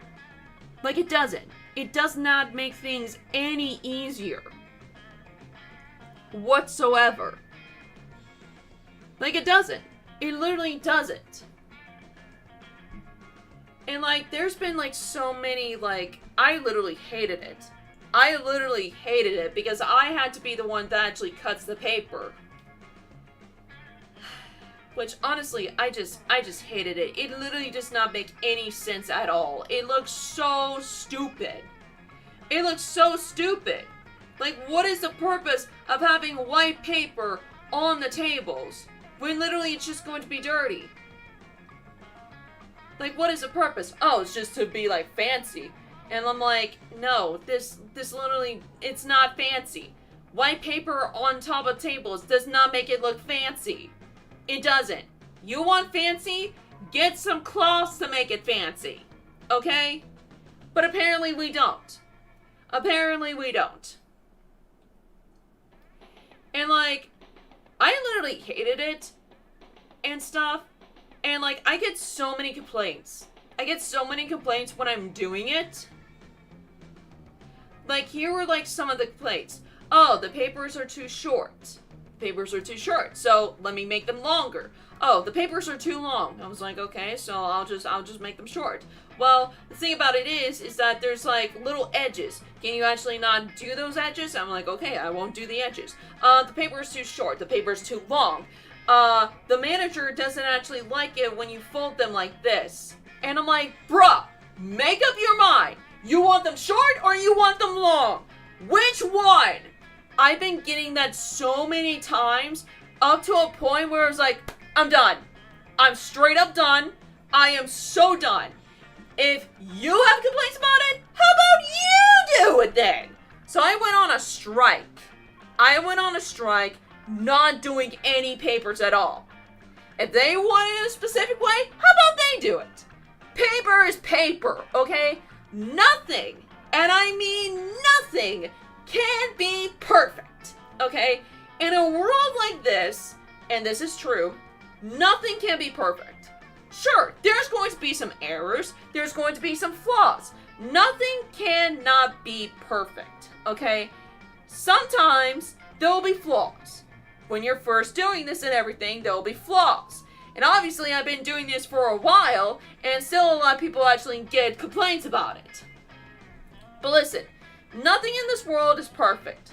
Sure, there will be flaws, mishaps, mistakes, but listen, it's okay to not be perfect. Because if you be perfect so many times, you're going to hurt yourself. And that is not a good thing. It's okay to make mistakes. It's okay to have flaws. Having flaws makes you the real person that you are. Okay? I mean, I have so many flaws. I have so many flaws in my life. I mean, I can't speak perfectly. For Christ's sakes. I can't speak perfectly. I have shoulder problems because I have scoliosis. So that means I can't stand up straight. Or that I can't run a lot. You know? Well, actually, I can run, but, like, I don't, like, spread my legs to, like, run very fast. You know? When I was doing, like, track and stuff. Or, like, when I was doing archery. I was doing the steps wrong when it comes to, like, doing archery and stuff. It's okay to be flawless. Okay? Not everybody is perfect. And that's okay. It's okay to be imperfect. Okay? Because being imperfect makes you the real person that you are. Because honestly, when you think about it, it's just that being perfect, there's a lot of mishaps when it comes to being perfect. Like, a lot of people that actually do perfect things, sometimes in life, when people do a lot of things that are perfect, they are basically the mean people. They want everything to be perfect, they want everything to be flawless and everything, and stuff like that. But listen, a lot of people do make mistakes. A lot of people can't be imperfect. Like, sometimes there are days where you actually do this perfectly, and there are times where you don't do this perfectly. It's okay. It's okay to be imperfect. It's okay. It's just an accident. It's just a little error. You don't have to freak out about it, you know?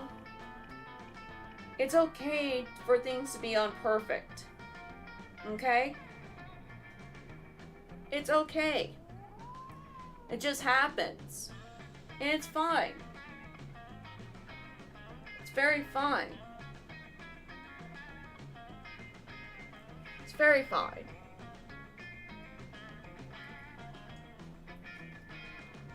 I mean, when I was starting YouTube and when I was starting stream, I mean, there's a lot of things I actually don't know, but I'm still trying to learn as I go.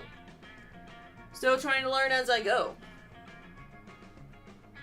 And sure, there's going to be a bunch of bumps in the way, and there's going to be a bunch of hurdles and whatnot, but that's okay. I'm very much imperfect about this, and I'm learning as I go. I'm trying to improve as I go.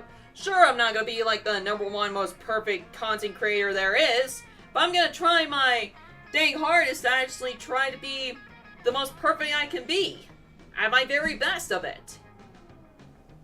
And that's okay. Because honestly, I'm just here to wanting to have some fun. I'm here to actually enjoy the ride and actually experience these games as I go on and stuff. Because I want to have fun. And you're okay to come along with me. I'm fine by it. I'm fine by that. Okay, so let's get back to the story since I've rambled off. But that's basically true. Nothing can be perfect. Honestly, there's going to be a lot of flaws and errors, but then once you fix them, it's gonna be okay. Just like happened with Ghost.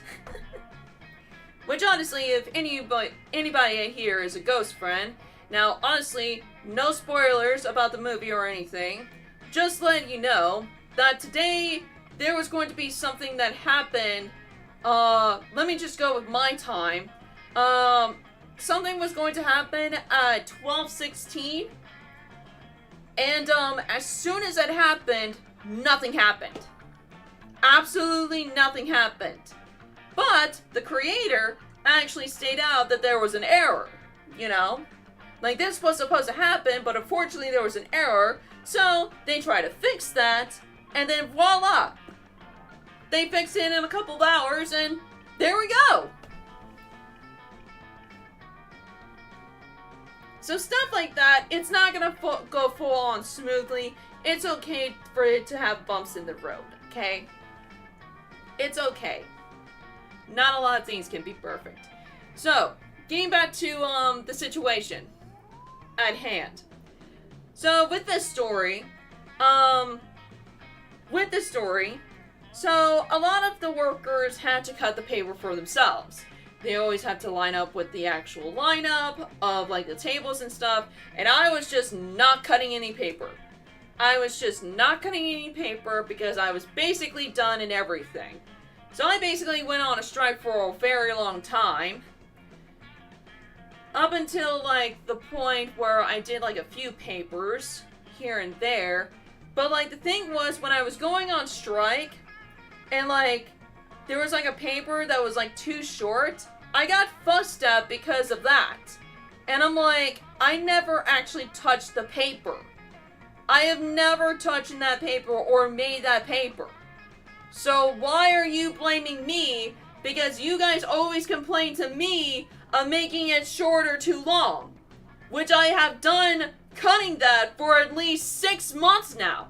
And like I get a complaint about it. I have never touched that paper in my life. Okay? Up until when it was introduced to me and I actually cut myself off from not cutting any more paper. And I get a complaint about that, and a lot of employees got mad about that. It's just a big whatever. So in the end, I didn't actually cut any more paper. I may have cut like a few papers when it was like crazy busy at like my old job. But despite of that, they actually did get the paper situation down and stuff. at the very end of it. And I never actually cut any more paper afterwards. Because that paper situation is so stupid. It's so stupid. Like, there are so many things that are so stupid at that work that literally just ticks me off so much. Especially when it comes to sweeping. Oh my god! Like, I can go on and on about so many things that happen at my old job about this. But I'm gonna say this one thing, and then we have to get back to the game. Okay, so at my old job, we had to sweep. We had to sweep on the floors, sweep everywhere to clean, because you know there's going to be some grime, there's going to be some dust, there's going to be some food, papers, silverware on the floors, because of kids and families and everything like that. Anywho's, so when it came to sweeping, it was easy. You just had to sweep the entire restaurant and be done with that, right? Oh boy. There were two things that was literally so stupid. So when you're sleeping, you have like a little tray. You have a little tray, and it was a simple tray. This tray had like a stick on it. And all you gotta do is just sweep the dust into it. Like, sweep the grime and dust into this little tray. Kind of like the dude that was sweeping, like trying to get all like the seeds for Tom and Thumbelina on like the runway from Shrek 2, where they literally got consumed by the little dustpan. Dustpan, that's what it's called, dustpan. So one of the employees, for some odd reason, got so sick and tired of it, and it was like, we need a new dustpan. And I was like, what's wrong with this dustpan? Because I've been sweeping for a while, for like a couple of years, and there was nothing wrong with it. And she said, this thing just doesn't get like any, like all the dust into it. And this was like a young teenager. This was like a young teenager, okay? Like, this doesn't get like any of the dust at all. It just leaves like all like the other dust. We need like a new dustpan. And I'm like, go back on the dustpan, like where the dust is, like get it away from the dustpan and just sweep. And keep on doing that process until all the dust is gone. That's literally what you have to do. And like, this person just keeps on complaining about it, and I like tell her about it, but she doesn't do it. She literally doesn't do it. And she complains about it. And I'm like, I taught you how to do this. Why are you complaining? We don't need another dustpan. Like, you are okay. You just need to step away from it. Like, step the dustpan away from the dust so that way you can sweep like more of it. But then there was one thing that had to be so rid of. There had to be one specific thing that had to get, like, be gone. So, we have 3 dustpans. We have 3 dustpans. We have 3 normal pans. And then we have this tiny a dustpan. For some odd reason. And I'm like, why is this here? And like, I tell people, why is this dustpan here? This dustpan is so tiny as heck. Why is this here?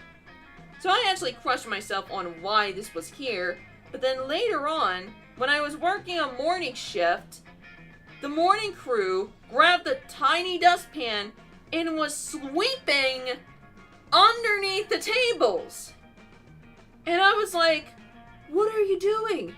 What are you doing? And they're like, well, we're sweeping underneath these tables. And I'm like, why? Why are you using the tiny dustpan? Like, why are you using the tiny broom? And they said, oh, it just gets all like the grime and stuff. And I'm like, you can get the exact same amount with a normal pan. And like, they were like bending over with their backs like crooked, like 90 degrees. Like, their back's crooked 90 degrees or something, and they're just, like, sweeping with it, underneath it, all around and stuff, and I'm like, bro, you're going to hurt your back. You can do, like, so much with a normal broom. Please get rid of this one. Please get rid of this one. Why? You're just asking for back problems. And I already have back problems. Why? Just why? So I try to get rid of that dustpan, and that doesn't go full on smoothly, because they're always wondering, well, where's that pan? Where's that broom? Where's that broom? We need that broom. And I'm like, honey, you don't need that broom. You don't need that broom.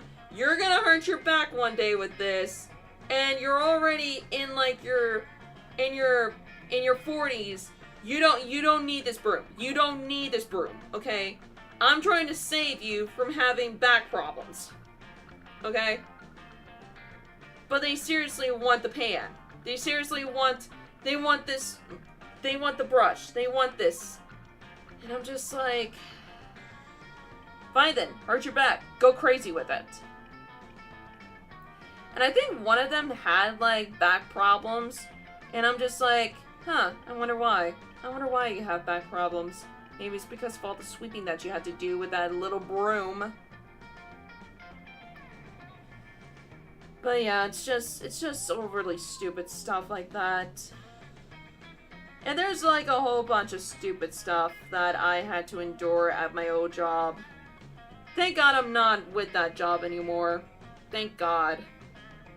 Because there was a lot of things that were just like somewhat stupid, but yet somewhat cool in a way.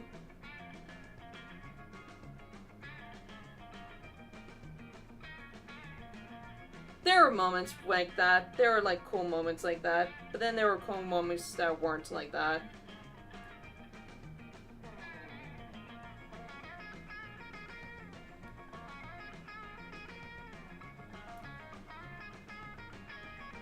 Okay, anywho's. Sorry if I rambled on a lot, but it's true. It's obviously true. Like, there were good moments, and then there were bad moments.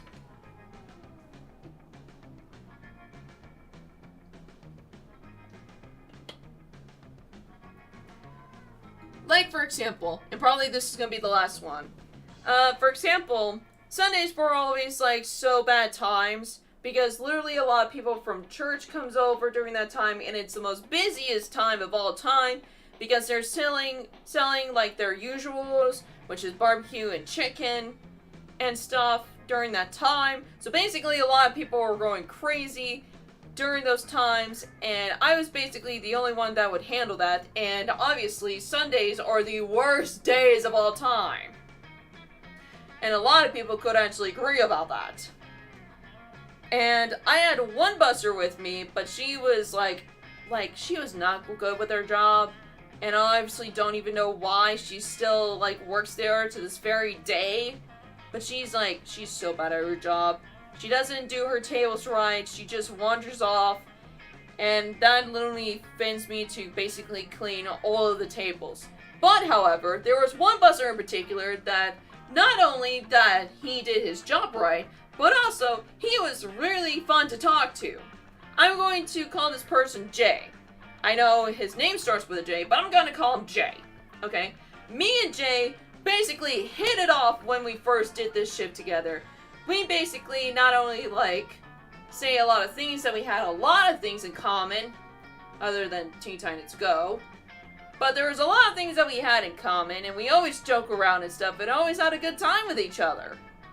It was really, really fun, and I rarely see him, which is only on Sundays. And basically, during that time is probably the only time that I actually get to, like, smile, you know? And have, like, a good time. But, unfortunately, he had to quit the job and actually go somewhere else. But I did actually see him again, which that was really awesome to see him again. And then afterwards, I didn't actually see him. But he was basically the only busser that I have actually encountered that I had a good interaction with, and that I can actually talk to someone that's, like, in my, like, level requirements, you know? that's like only like another buster, and he also did his job right too. But yeah, me, him, we were best buds. We were definitely best buds. I wonder how he's doing. I wonder how he's doing to this very day. Still wondered. Hope he's doing a good job. Hope he's doing great. Anyways, let's continue. But I suppose the clue is in the title, isn't it? This truly is a new dawn of Xanagon cuisine. Well, not dawn per se, but let's say a new dust, yes, a new dust of surging cruising. As someone who does not literally drink blood, I'm afraid I can't share your enthusiasm. But I do like to imagine vampires getting chunks of fruit stuck between their fangs.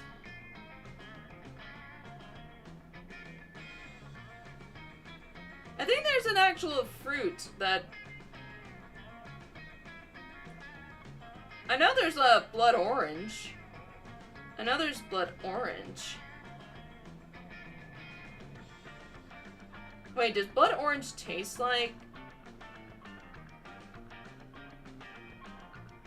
I don't know. Does it taste like it? I gotta look this up. I'm pretty much curious about it. I'm typing so many things today. Okay, it does... blood...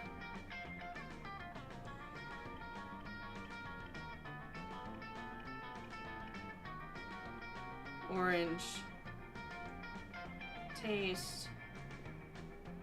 like you know what.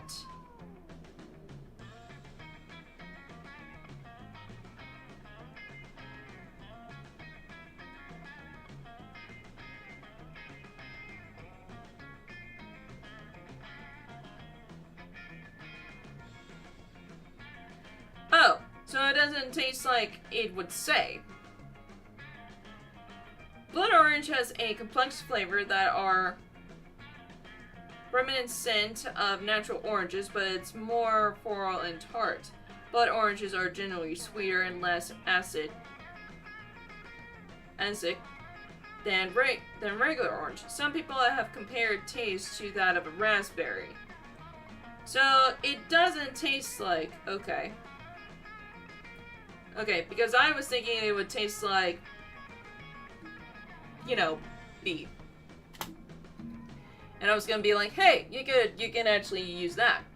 Lemmy ignores her. He's too busy gazing at you over the rim of his glass. He's a little drunk, but you don't judge.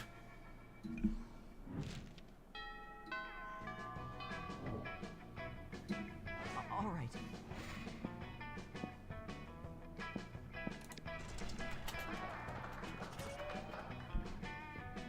The artists are finally leaving after encounter you exiting the auditorium when someone leaves.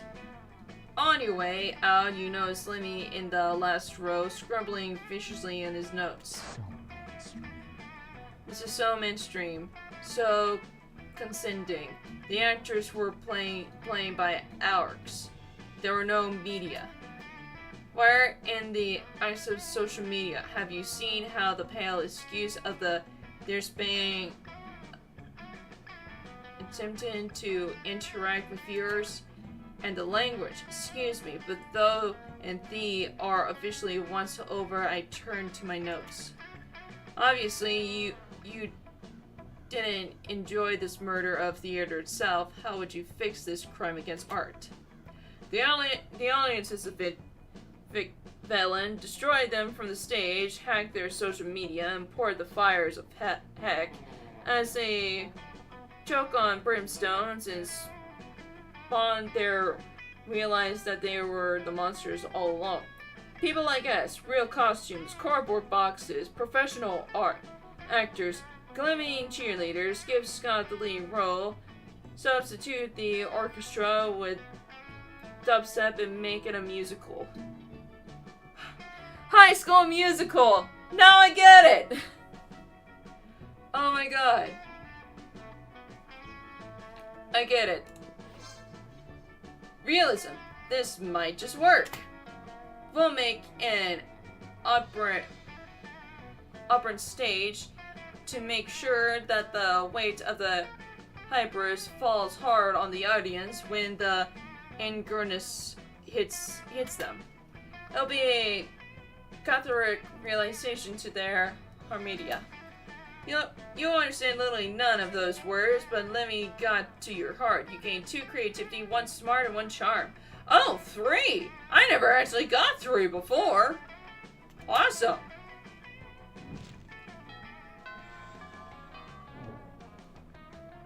All right.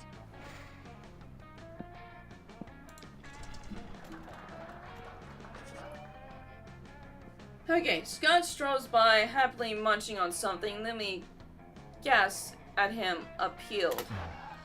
What on earth are you eating, Scott? This delicious new flavor of Bengal potato chips. Oh, I know this one.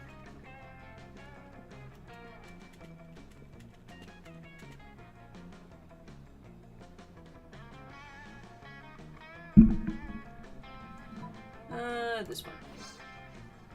Okay. There we go. Oh, I've seen that one. All right. Okay. Find Polly and Lemmy not eating as usual, you know, because they're undead. True. You know, the food in this cafeteria really is atrocious. It's hardly even worthy of my momentgram. Haha, what? I don't even eat the food. See, this is exactly what I mean. We can't do so much better than these subpar culinary absorption. Oh, I see what you mean. The meaning of the 2 of us should have a cook-off. Oh. I know these 2. Libby's. There we go. Fast forward that. All right.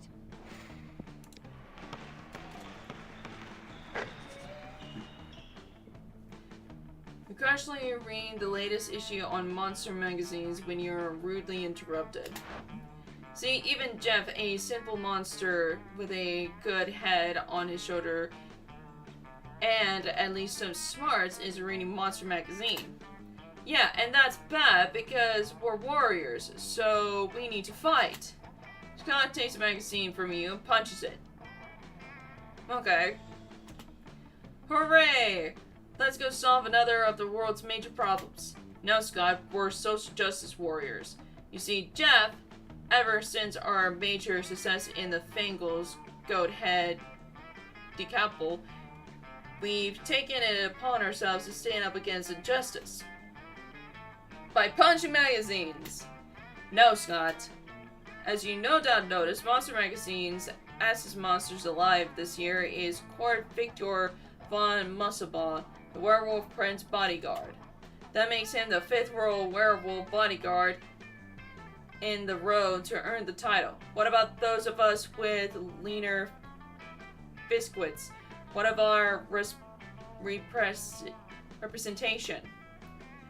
So, now we're endeavoring these monster magazines to name someone from the more marginalized community as their essence creature alive. We just need to figure out a way to convince them, since I guess punching the magazines wasn't good enough. Psh, that's easy. All you need to do to solve everyone's body image issue forever is to make our own version of the magazine feature a 3-winged chupacabra on the cover, lean heavily into the warrior part, storm Monster magazine, and hold the editor-in-chief captive until he promises to stop exclusively promoting one Asada as the principal of the Monster S's.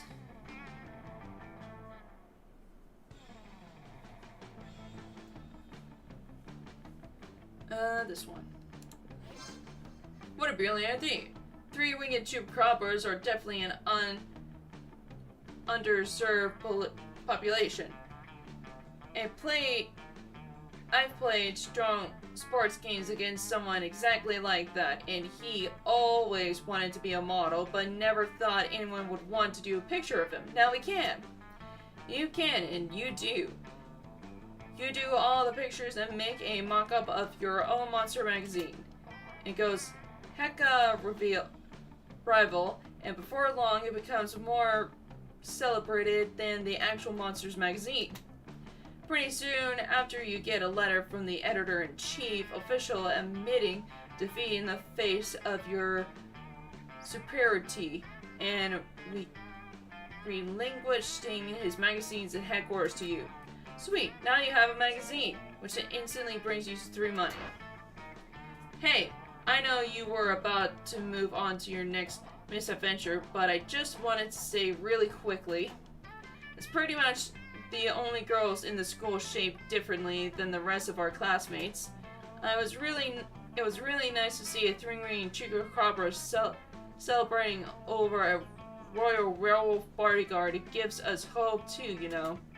Oh, that was actually really sweet. The Coven is so sweet cooler when they're not babbling on and on about the end of the world BS and expect your help with it.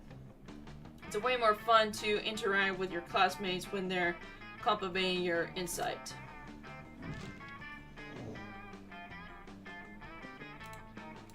Sure thing.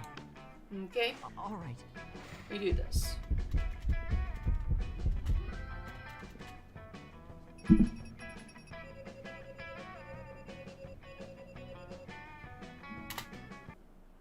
Okay, so we'll skip these.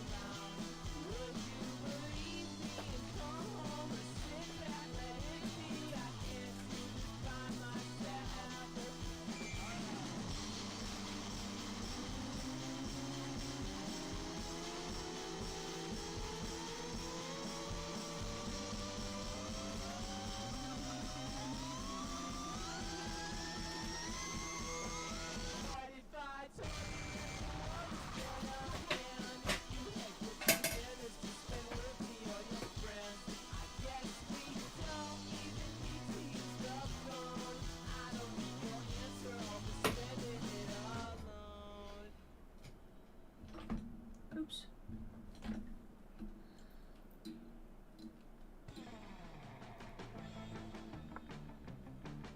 Okay.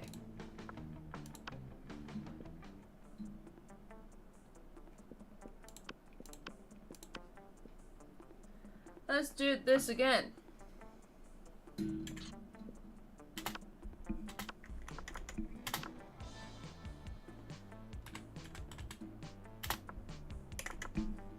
I can do this.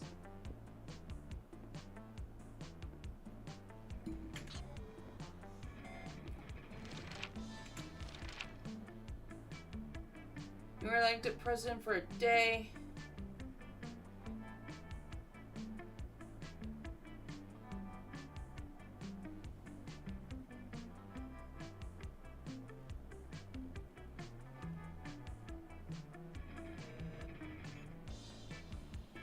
Let's see, this?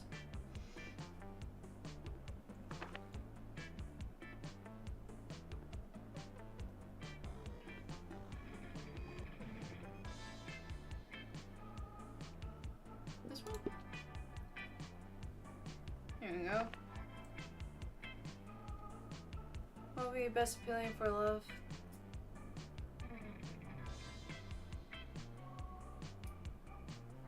Smart wits? Yes! There we go. I'm learning. I'm learning. All right. Okay. Let's go here.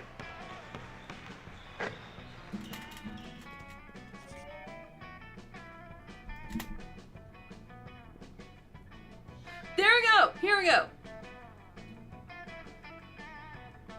I hope I have enough. Let me just pull it up. Let me just pull it up.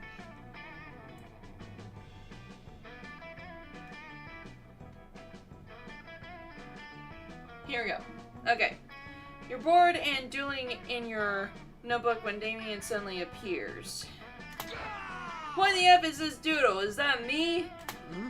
And am I cuddling shirtless with Lemmy? Yes, it is what he looks like. What? Loser. Dude, if you were looking for a shortcut to the morgue, this is your lucky day. Give me one good reason not to cuddle your face with my fists. Oh god. Oh no, they discover you're around a fan art of them. You can't think of any way to calm them both down.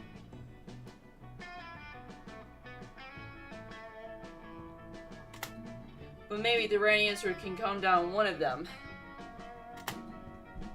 Okay, here it is.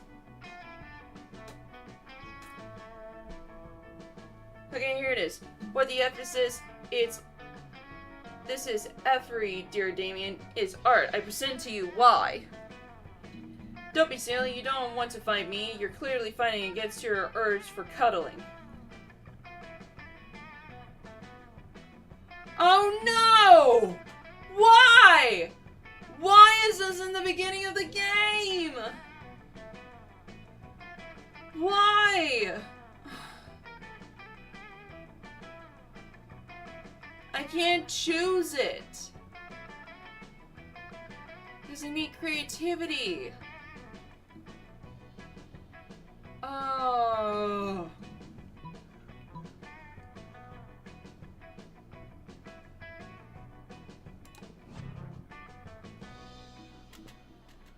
And this won't work. That won't work. Wait, can I just like... All right. Back to the menu. Oh, I could do that, yes. Okay. So let's do this again. So we're gonna go to the theater. This will be so much easier. Sure thing.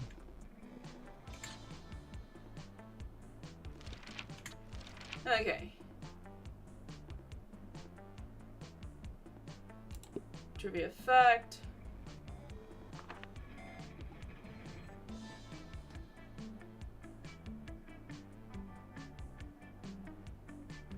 This one?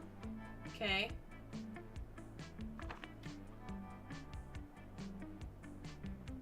Freddy's friendship.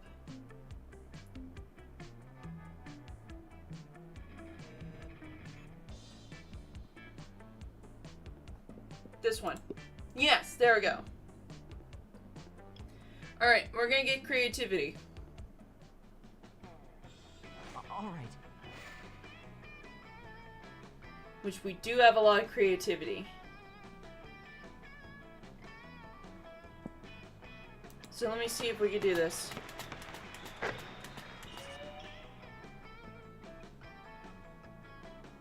Okay.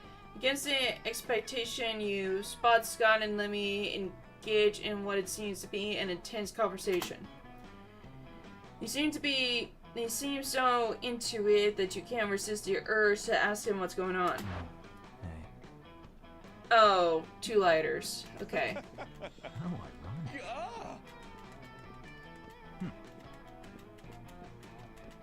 Okay, last time I chose this, it was shirtless. So we're gonna write, we should write a nuisance play based on totally not fanfic. So authentic. So, oh, I see it. A nuisance busted involves the characters of two lighters, throwing a new light over their fears and desires. And over their abs. Yeah, sure.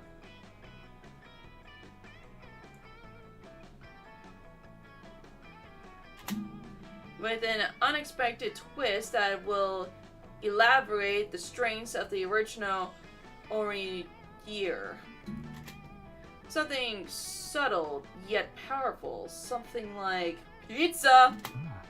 The rival human ditching the girl and effing each other's brains out.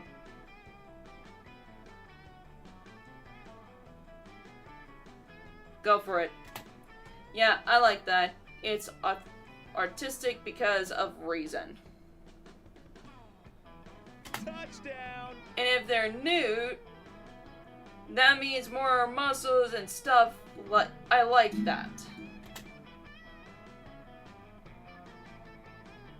Okay, sure. It sounds a lot like. Sure, it sounds a lot like a high form of art and nothing like thirsty fanfics for some kind of promoter of the arts.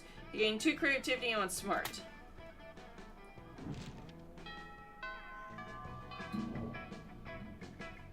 All right.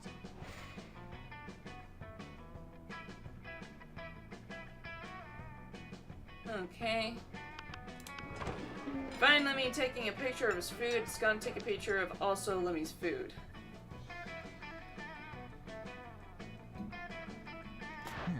Huh. Yes, Scott. Snap away. My artistic plan is to magnification to ignore.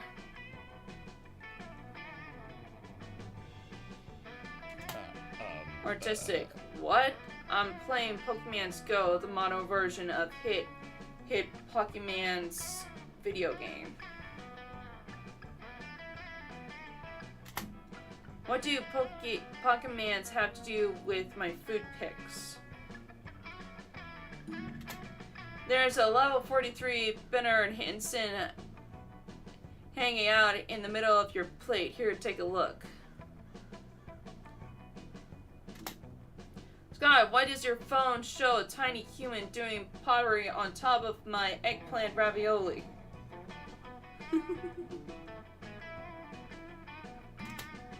You mean you don't know Bernard Hinson? He used to be a chattering accountant, but now he's decided to pursue his dreams of being a world-famous potter. That major life change has made him super rare. Pocket humans also never follow their dreams.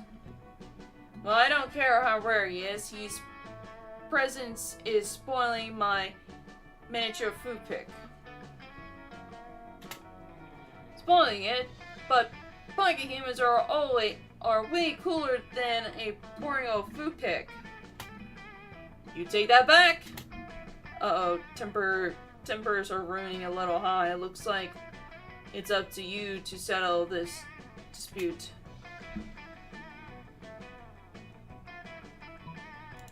There we go. Strange Hortigun, the strongest accountant type Pokemon in the game.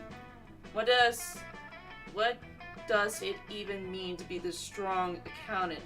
Is he like really good at math? No, he is just super buff. The buffest accountant. I gotta have him. Scott's bound across the cafeteria and practically drives into Grey Gremlin's mashed potatoes looking for a Pokemon to capture. Do you think he actually knows how to play Pokemon's Go, or do you think he just likes diving into people's food? Maybe both. The two of you debate the question while you help Lemmy line up the perfect food pick. Later, he lines up some very hot mix of you.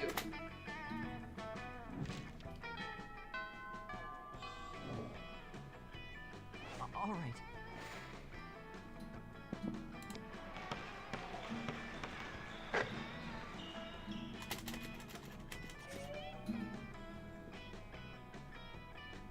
There you see Lemmy being to himself. Lemmy beaming?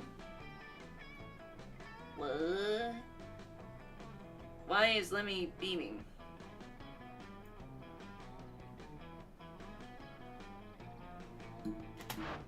It appears that my application to write for Furniture magazines was received and accepted. Huh.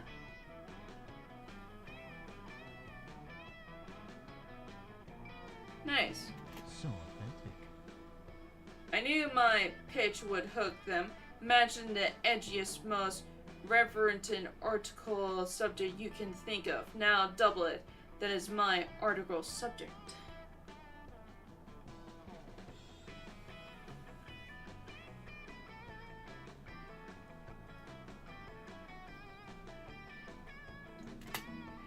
You see, I used to write a technique on them called lying. It's very effective. Up until they call your bluff, now I got to actually write an article. And I've got no idea what to write.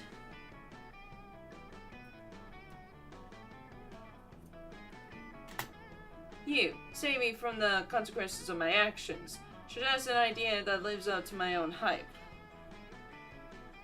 Alright, let's see, what kind of suggestions do we have? A passionate argument for the legalization of recreational toxin, a chilling exposure of the pasta industry's griffin trafficking.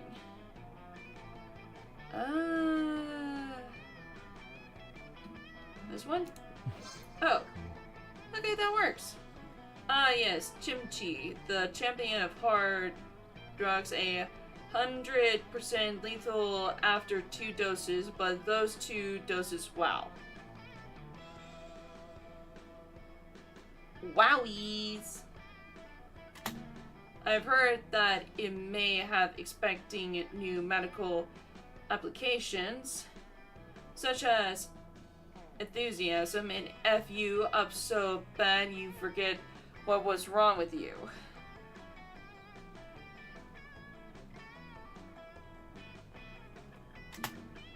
Why, even I have been known to indulge in a little chimchi from time to time. It's marvelous, like dying all over again.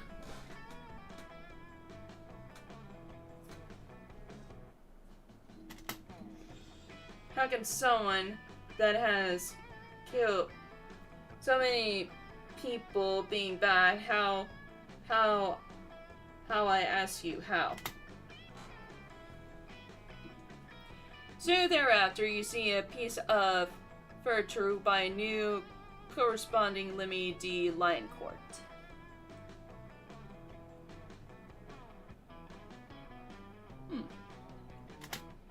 The true cost, why chimera toxin is not an addiction but an additional to your quality of life.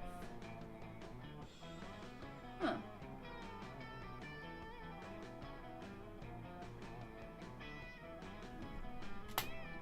Boom. Drugs are always the answer. You gain 2 fun and 1 charm. Nope.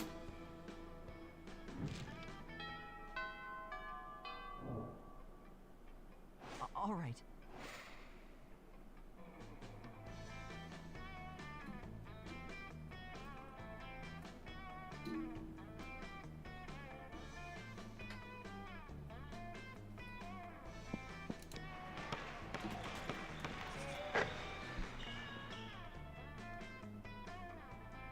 After game class, another game of dodgeball. Seriously, do we play anything else? My team. Oh, Wolfpack. What a noob! Play dead. You can't believe you're talking me into making an effort in PE. Still better than risking afterlife in Liem. With that, Lemmy crosses his arms over his chest and falls straight backwards. Bro, did that skinny dude just die? The wolf pack goes over and begins to sniff Lemmy up and down. Their noses way too close for comfort. You take this opportunity to bomb the S out of them, ball after ball, leading your team to victory. You gain 2 boldness and 1 smart.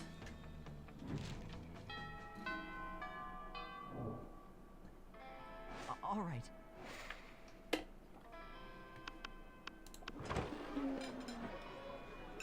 Okay, paperwork.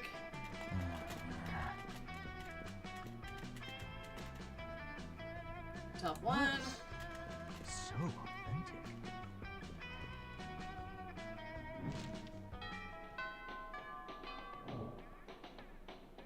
All right.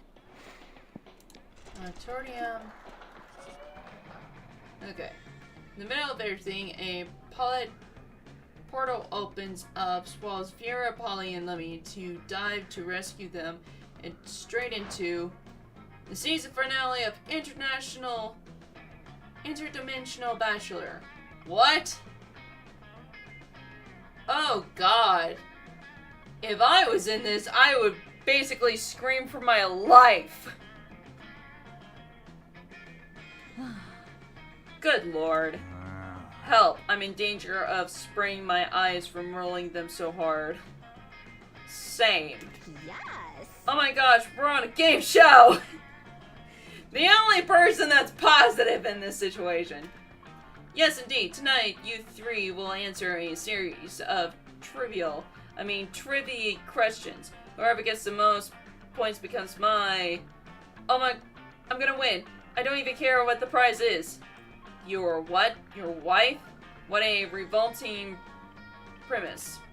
So you're saying we're supposed to respond to a series of questions and scenarios, or answers to which will make us more or less likely to achieve a romantic outcome with you.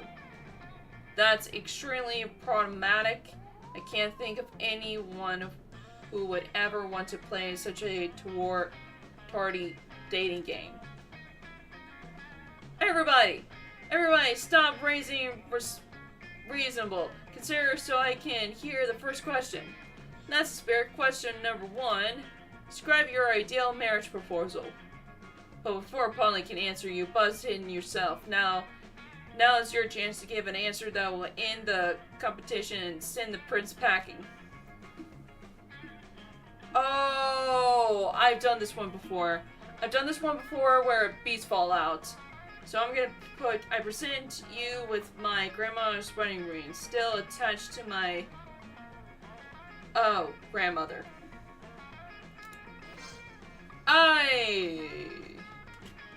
I'm sorry, that's not the answer we're looking for. Does anyone else? Wait, what was wrong with that answer? That was a dope answer. Do you have something against grandmothers? Or, oh my god, do you have anything against... Because my whole answer was just going to be... Actually, from you, that would be acceptable. What? Oh, so now there's no double standards. Is okay for Polly, but not for grandmothers. Grandmothers have flesh too, you know. Or at least some of them do. The ones that aren't ghosts or swallow goblins. I can't believe we're on a game show hosted by a grandmaphobe. Grandmothers are the most retro, independent family member, and we should all respect that. Yeah! Good for grandmothers! You know what? Fine. I'm sorry I abducted you all to star in my amazing game show. Go home. The image of your grandma has completely crushed my... Anyway. To everyone's relief, the prince sends you home. This whole situation reminds you to call your grandmother. You don't tell her why. You gain 2 charm and 1 creativity.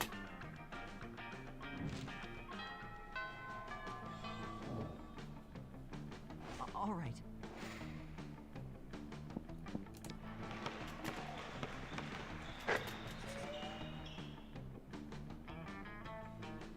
Okay. You come to as if you have been knocked out or drugged or something to the sound of Welcome back to Season 2 of the International Bachelor. Today's competitor are last season's flaws in the Forge Jeff and an army of werewolves. Hooray! What? Is this an ending? Hold on.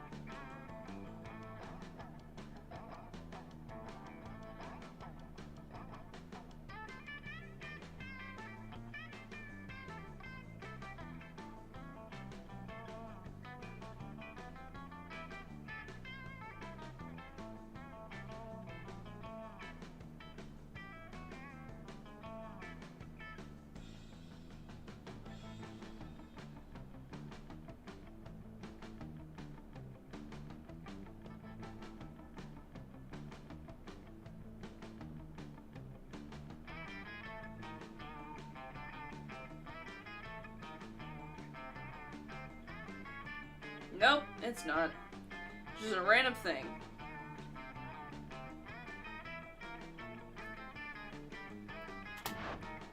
What's up, losers? For the last time, F-Bench, I'm not a werewolf. Perhaps not, but you have a fury temperament, wolf-like drive, and killer abs, so it's close enough. Yeah, bro, one of us! I thought we were going to do a sports game. Sports game! We are, my dear sweet army of SC werewolves. And Jeff. We are, in fact, it's time for our first round. Are you ready? For your first test of speed, strength, and skill on the International Bachelorette Season 2, it's time to see which of you incredible lycans can sign your name on this legal binding document that is in no way a marriage contract at fast. You can see the werewolf's tail wagging in anticipation, ready to prove themselves the fastest, bestest athletes, and Damien is cracking his knuckles not to be outdone. If you don't step in, at least one or two of them people are going to end up marriage to the prince out of sheer hyper competitiveness. Think quickly, you. Sign the name of Trandula the Terrible, thus summon him. Eat the contract. I'm gonna eat that contract! Oh. Fast as lightning, you sprint over to the table where the marriage contract sits and devour it. Oh dear, Jeff, do you know what this means, right? Of course, you destroyed the contract, therefore foiling the prince's scheme. I am now legally married to your stomach and lower intestines. What? Huh, Jeff's stomach and lower intestines are married to the international prince. Good luck finding a date to prom now, nerd. Alas, marriage to specific and limited internal organs was not what I had in mind for this plan, but I suppose it's better than the lonely bachelor life I've lived until now. Come, Jeff, let me kiss your stomach and make it official. What? F this S is way too weird, even for my own misadventures. Before the newlywed, your stomach, prince can stop him, Damien punches a hole through the dimension, rips it open, and allows you and your classmates to escape. Fortunately, everyone's gonna make fun of you until the end of time of having a marriage stomach. You lose a lot of their respect. In this case, it translates with 2 charm and 1 fun. Okay, looks like we didn't get it. All right. which I'm going to escape and just go back to the menu.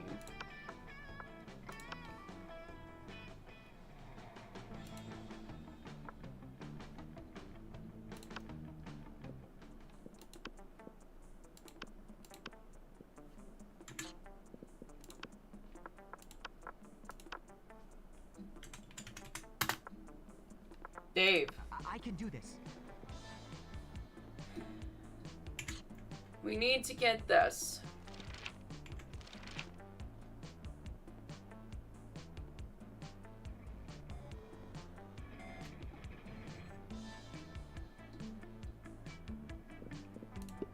There we go.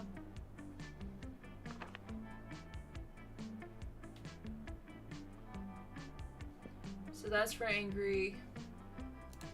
This one. If you're ice cream, which flavor you would be?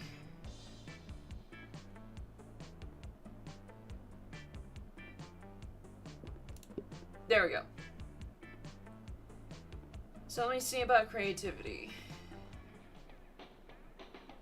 All right.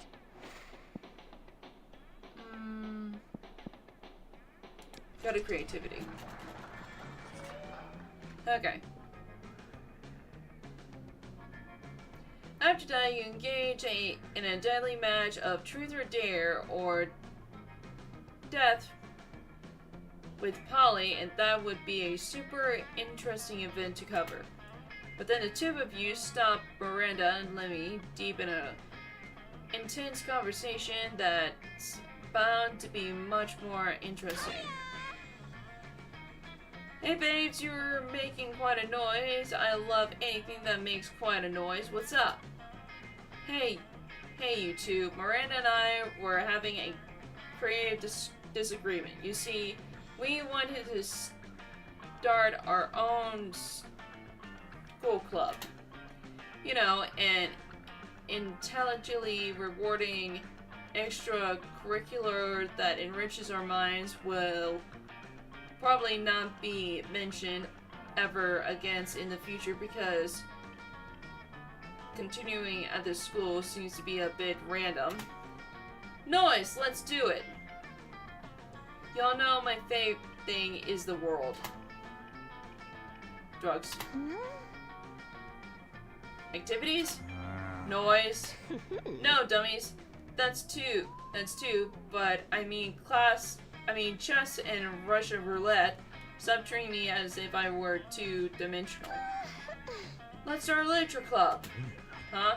I'm not so sure. Do you remember what happened last year when we joined the literature club? We wrote dope poems and made new friends. No, the other thing. Oh. Ah, Ev, yes, that's right. So weird, and I almost forgot. I mean, that's how I died, you know. Anything. Anyway, thing is, Miranda and I were already between two ideas. I proposed we start the club. So authentic. A delightful meet-up club where we enjoy ourselves by designing and crafting new school clubs. Boring. I propose the Little Pony Sweet Dreams Club, a club where we would spend our nights learning how to tell the right bedtime stories to ponies. Whoa, you two really know how to sound two-dimensional. But in any case, can't you both just do your own clubs? No, our lives are fueled by the conflict and confrontation that can only be solved by choosing between two options. They're literally calling us out.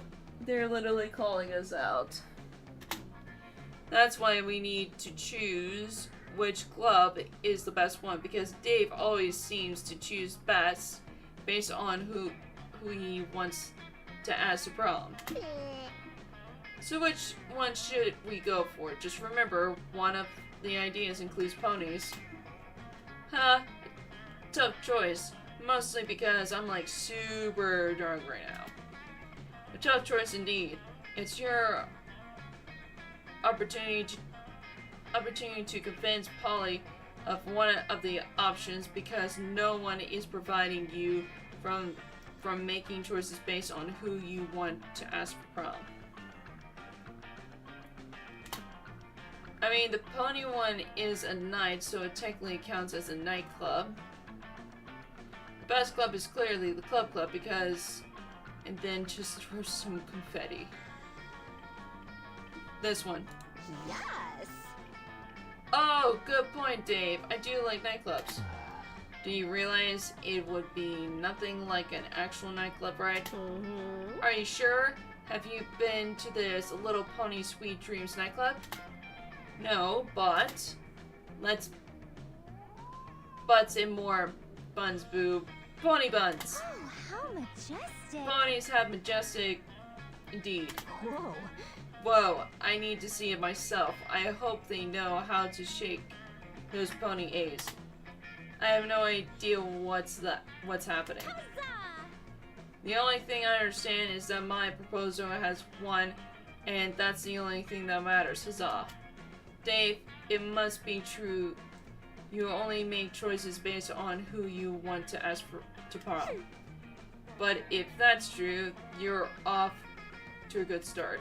Oh, yeah, you can't wait to tell rat bedtime stories to ponies alongside Miranda. Wrong one. All right. Table you choose is quite crowded. Let me sit across from Miranda, who is flasking by two well-dressed servants. Oh, I know this one. Disgusting. Enough.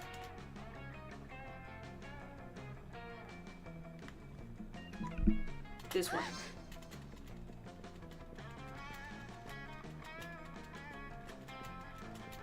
There we go.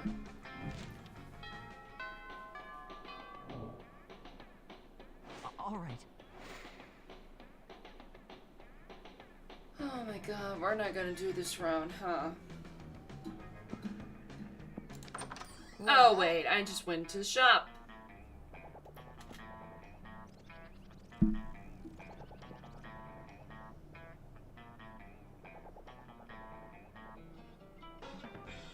know what, I'm just gonna do one of these. So that's an event.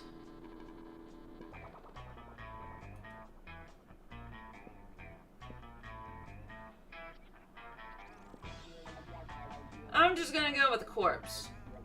No refunds. Have a good one.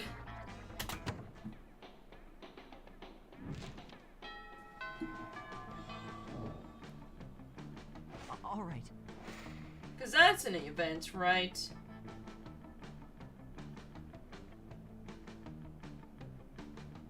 Yeah, it is.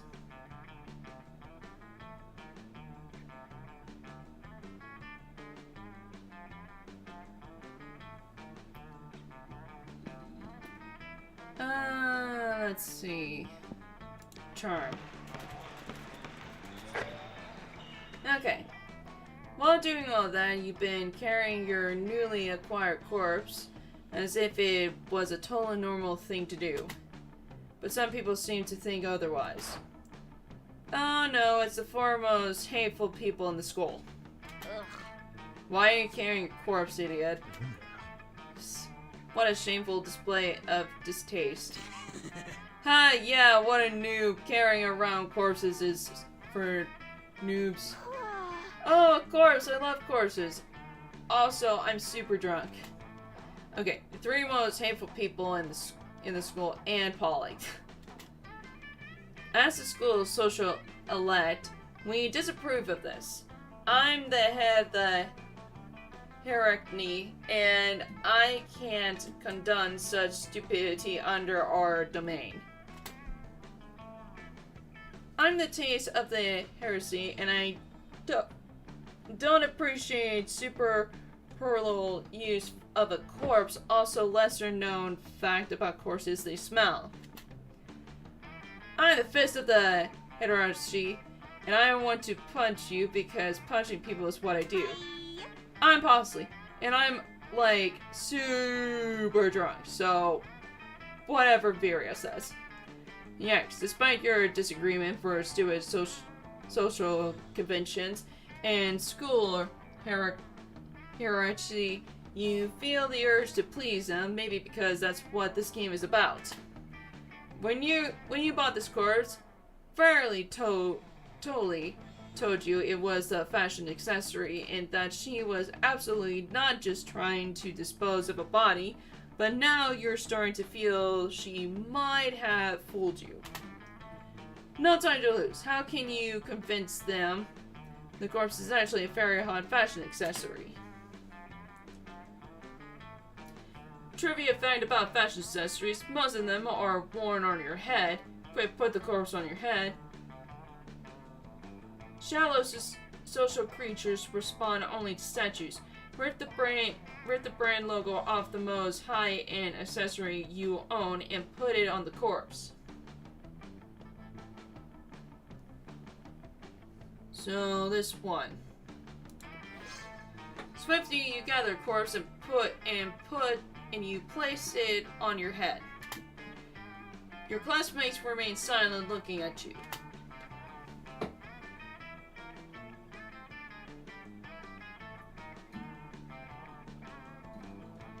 Attention is great. Attention is great. You do your best to look serious and fashionable. I think what Dave is trying to tell us is that this corpse is a hot fashion accessory. Yes, indeed, most fashion accessories are worn on your head. Hats, glasses, earrings, hats. Did I say hats? I think it's cool how he's wearing a corpse on his head, and he is still, like, really cool about it. I'm, like, big time drunk. Like, tomorrow my hangover will be a hangover. Oh, wait, am I tripping, or is Dave wearing a corpse on his head? You're tripping. You're tripping. I mean, I did a bunch of super shrooms earlier, so I might be tripping. You're not tripping, Polly. Well, you are tripping, but also Dave is in fact wearing a corpse on his head.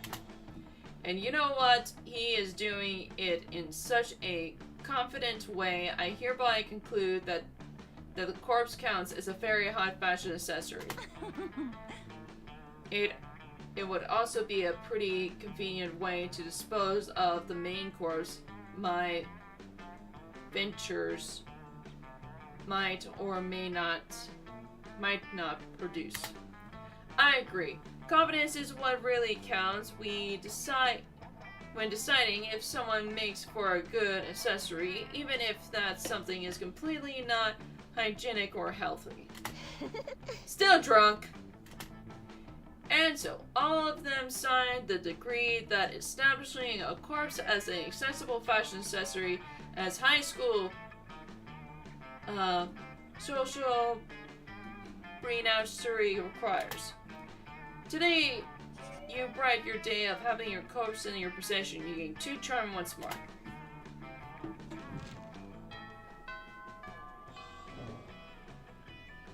All right.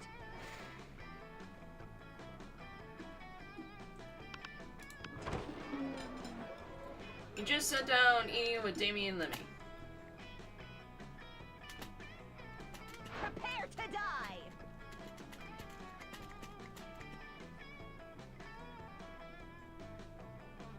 There we go.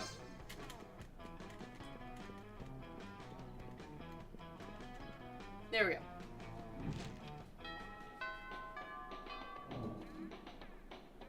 All right. Let's do creativity. After previous adventures, now corpses are an accessible and quite high fashion accessory. You become a well-known trendsetter, advocating for your beloved corpses. Life is now all fancy and busy. Luckily, you have your SS secretary to help you with all your new tasks.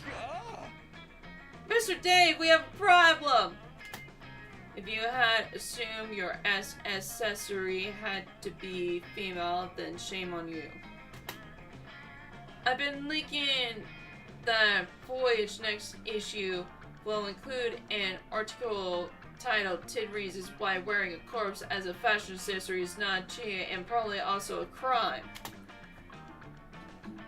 I've done some research and found the journalist. It's a bro called Voider Fedora.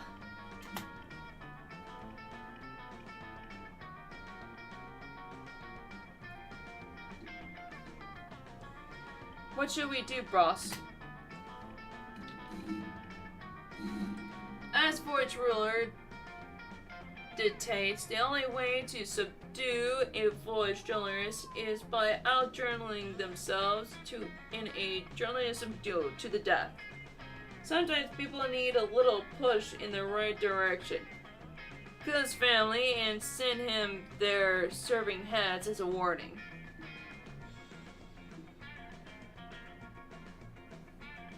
Top 1. Oh, cool, to the death! Yeah, because duels to the death never go out of fashion. Let me choose the best outfit for your duel, boss. And so, you engage in a journalistic duel with the Voider Fedora.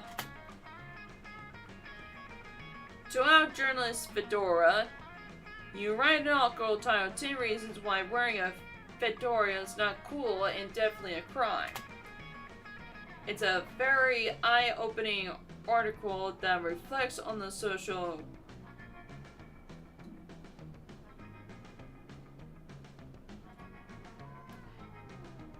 circumstances during the 20th century that destroyed the fedora's popularity as a symbol of masculine fashion. Voyage Board of Executive Editors fire Fedora, claiming, now we clearly see it is not the Voyage's best interest to keep someone who wears fedoras.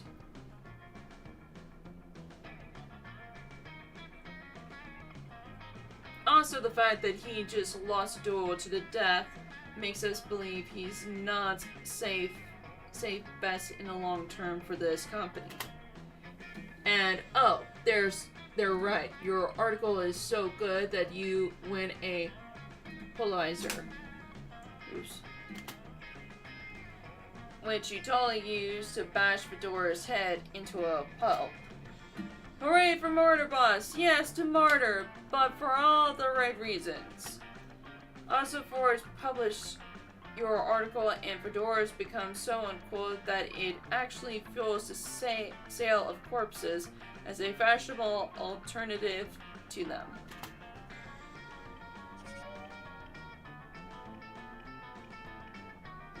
Forrest pays you 3 monies, but they assure you that the real payment has been in experience.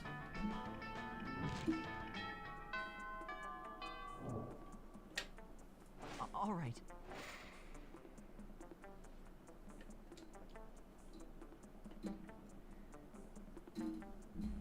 Hold on, give me 1 second.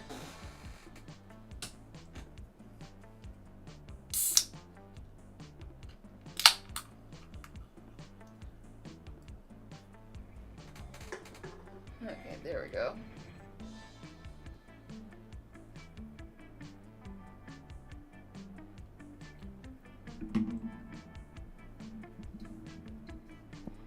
Okay, creativity.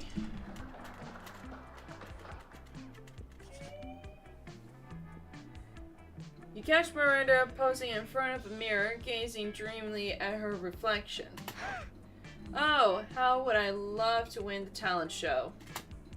Of course, Daddy's pay a dozen peasants to tell me how talented I am every morning, but that's not the same. After all, they're peasants. Not to hold that heavy, skitty trophy in my hands, or rather, I have my servants hold it. Oh, that would make me the happiest princess in all the land. But I'm also nervous. What if they don't like my song? What if my skin's too scaly? What if I accidentally save a sewer? Okay, Marina, be calm. Remember what Daddy says. If you don't calm down, failure is 100% assured. That's not helping. I'm not even less calm. Looks like Marina caught in a ferocious cycle. Quick, help her out before she worries herself to death.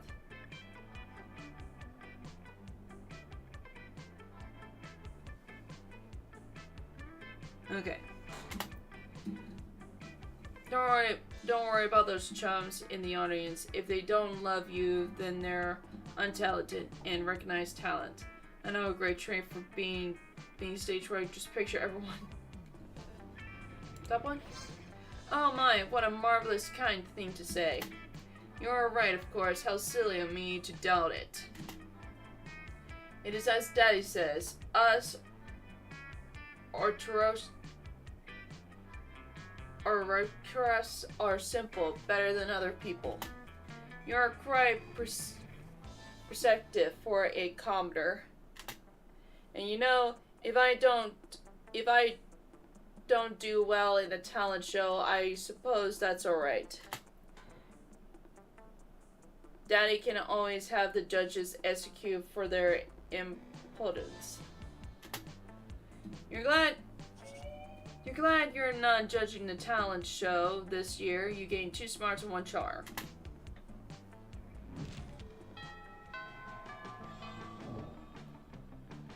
All right.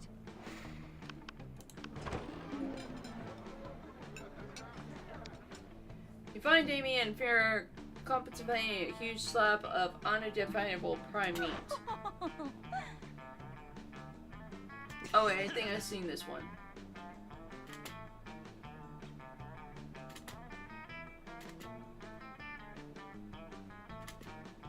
Okay, yeah.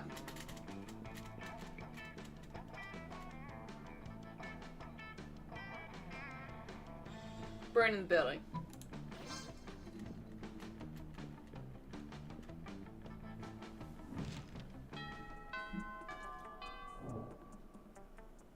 All right.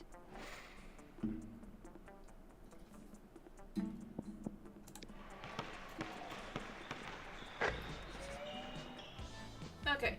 Life is good. You're a successful trendsetter that has moved monsterkind forward to a more corpse-friendly society. Or it would be good if you weren't about to crash into the 3 biggest enemies of progress and inclusiveness.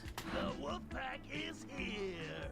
Ah! Are you carrying a corpse? What a lame loser. Corpses are dumb. We're taking your corpse so we can make fun of it. Bigots.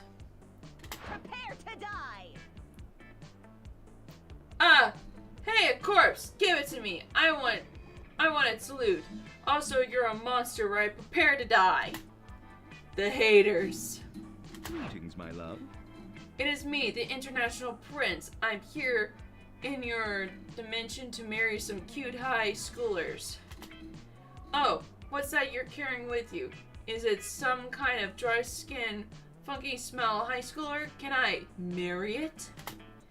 And, the International Prince? Let's settle with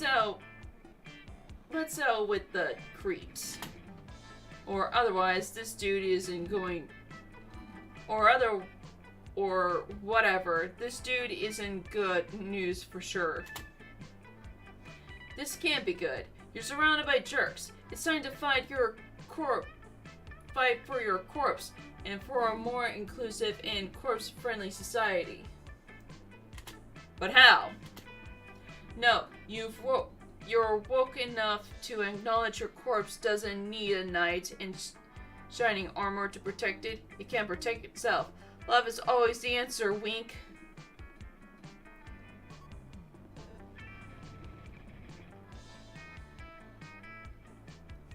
Knight and shining armor! You leave your corpse alone. It can't defend itself.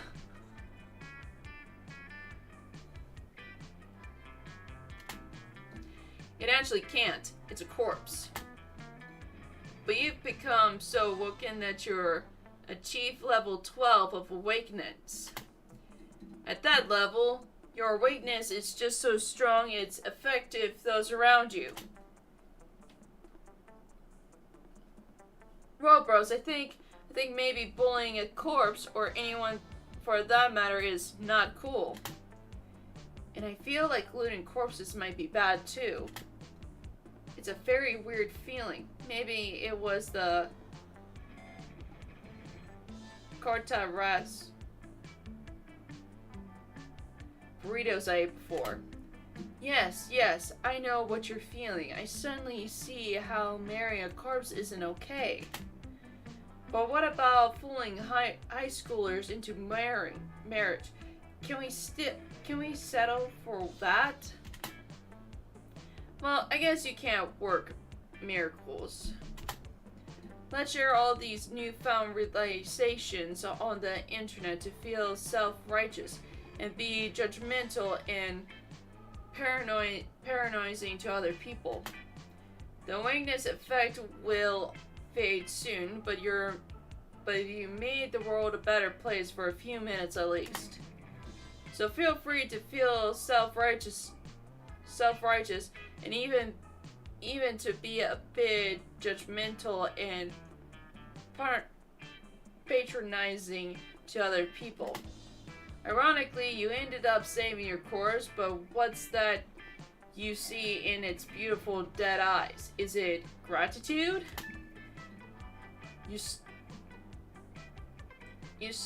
You're starting to form a really nice bond with your corpse. You feel right. You feel you have a very special connection. Is this what some might call love? Or is it just you hallucinating due to continuous inhalations of the many unhealthy fumes the corpse is releasing as it slowly decomposes? Hard to tell. Only sure thing is that you gain 2 charm and 1 smart. Okay, and then we go along. Sure thing. All right. You ask nobody to prom because none of them are as cool as a corpse. You ask your corpse to prom and for sure it doesn't say no. So, a date it is. Whoa.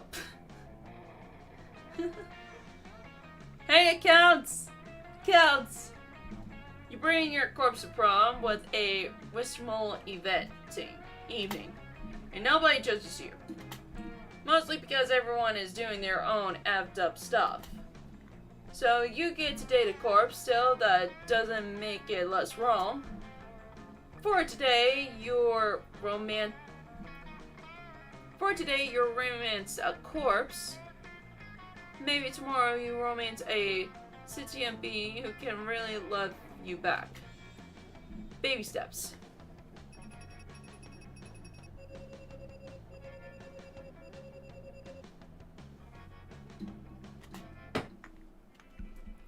Nice.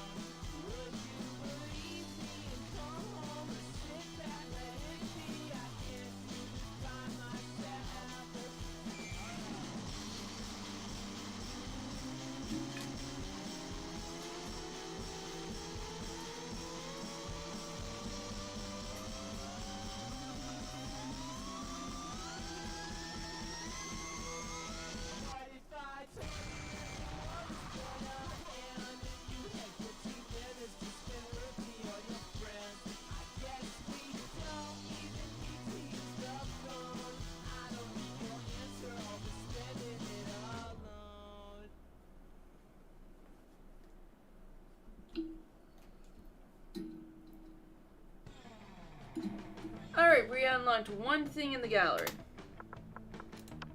And that's probably the picture. Yep, the ending.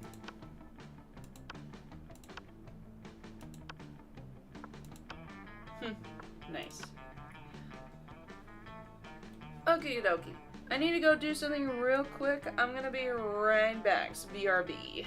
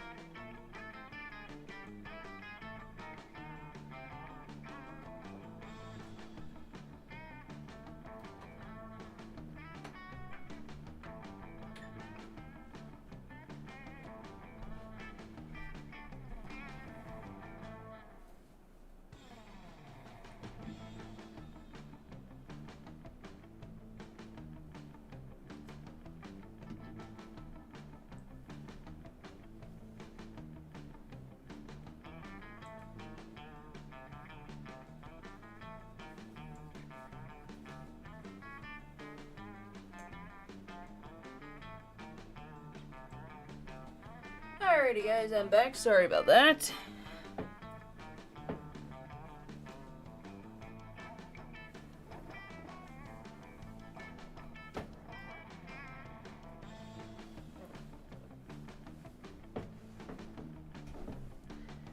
Okie dokie. Alright, let's go back. I think what we need to do is trying to get like all creativity for the stuff.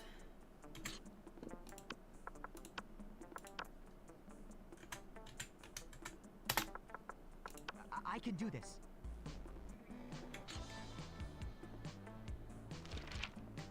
So let me see. Okay. Creativity, yes.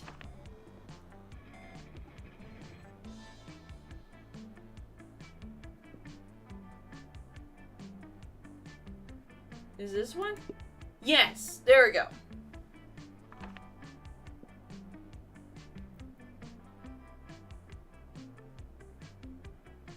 Okay. This one. Okay, here we go. Here we go. Let me see if this can work. All right. So if we go here, we might get it. Please let me get it. Ugh. You know, it's Lemmy and Scott having a discussion. Scott's looking confused and Lemmy looks bored, which means they're probably having an argument. Lame. Look, not that I care, but aspiring to be a professional sports star is both impractical and passive. Wait, you don't care, but you walk all the way over here to tell me that? Plus, don't you have to be like a professional man quit I Burfrel Finn? Medic influencer. Try to keep up. What? But how does one of those guys earn money? Medic influencers don't earn money, Scott. We just in cultural capital. Okay, how much core capital does a sandwich cost? I can see that I'm not getting through to you. Hey, you, could you explain to this certain why my career path is objectively to the best? Yeah, and also, can you explain what a certine is? That means he wants to be an artist support, and who do you think designed all those sports jerseys? Actually, I think sports could be a gorilla. I mean, how can a medic influencer throw a football, huh? Awesome, Yes. bro. Whoa! Arts do what? I always thought uniforms were designed by the same person who designed my Studley pecs. God. Lemmy, are you God? Well, Scott, God is dead. Welcome to Liem, the Liem Pro. But so am I, so... Essentially, yes. So cool. You wonder how long it will take for Scott to figure out Lemmy isn't actually God. In the meantime, you gain 2 creativity on smart.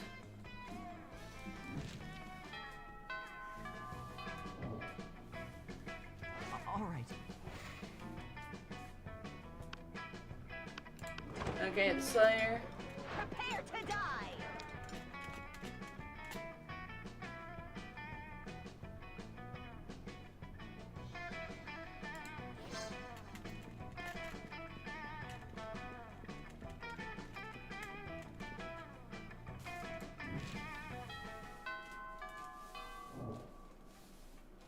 Alright. Okay. Let's try this again.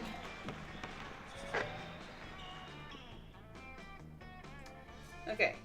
But Lemmy isn't paying attention to any of that. He corners you after you lecture on a multigram filter.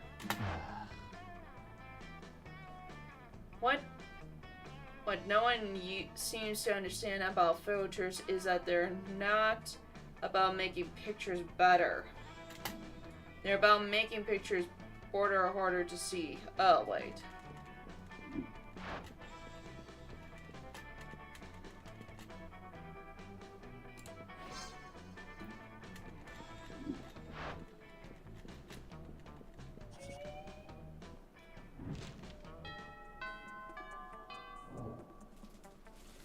Alright.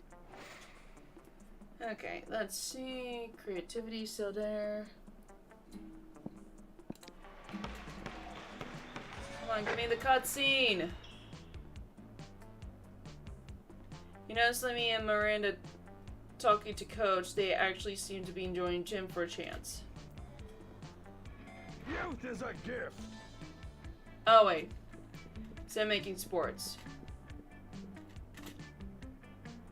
Okay.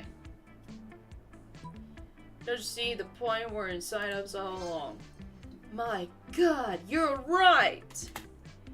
I've been so obsessed with the points over there that I forget about the points in here.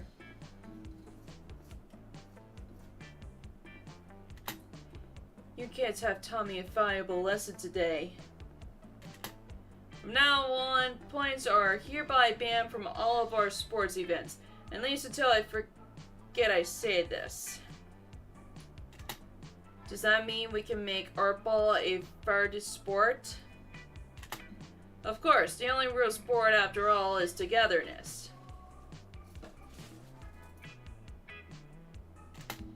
Lemmy and Miranda throw themselves into recruiting a team. Coach bans points the way your team was doing this year. Hardly anyone noticed the difference. You gain 2 charm and 1 boldness.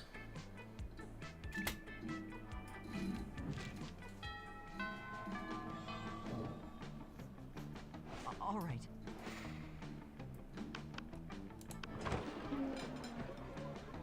The table you choose is quite crowded. Lemmy sits across from Miranda, who is flanking by two well-dressed servants. One of the servants... Okay, the steak. Disgusting!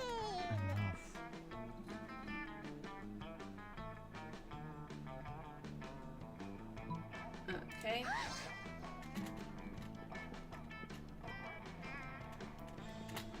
Here we go.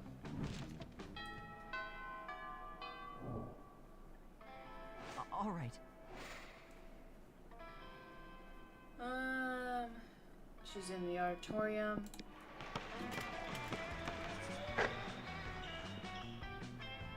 Afterwards, Maria beckons to you from the dark corner.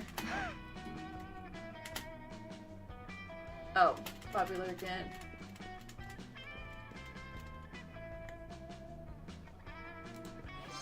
Okay, speech thing.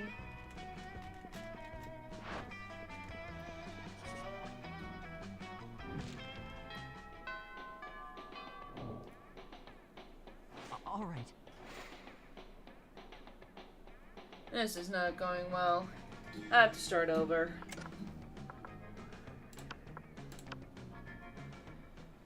Okay.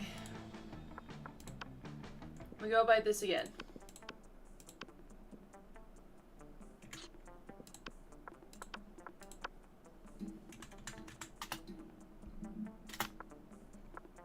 Sure thing.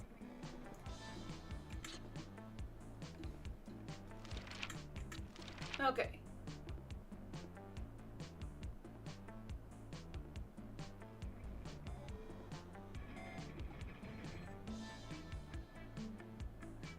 This one?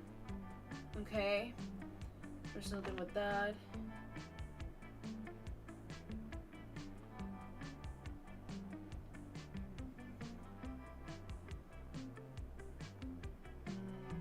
This one? Okay. There was no chart of creativity.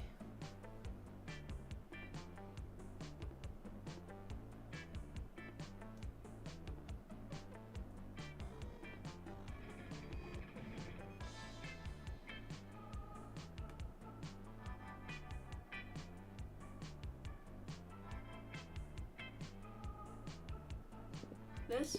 Yes. There we go.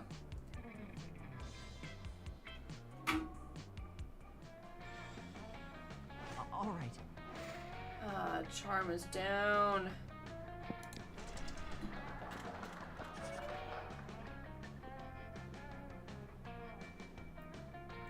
You spy Fear and Lemmy engage in their favorite pastime of variety of people watching. Okay. So pathetic. Mainstream.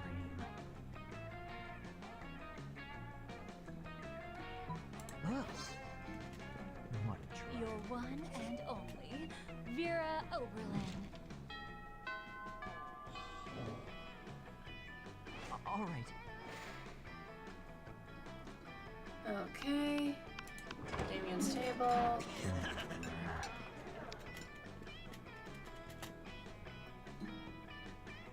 Any sales? There we go.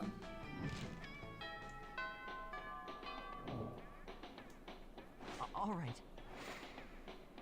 Okay.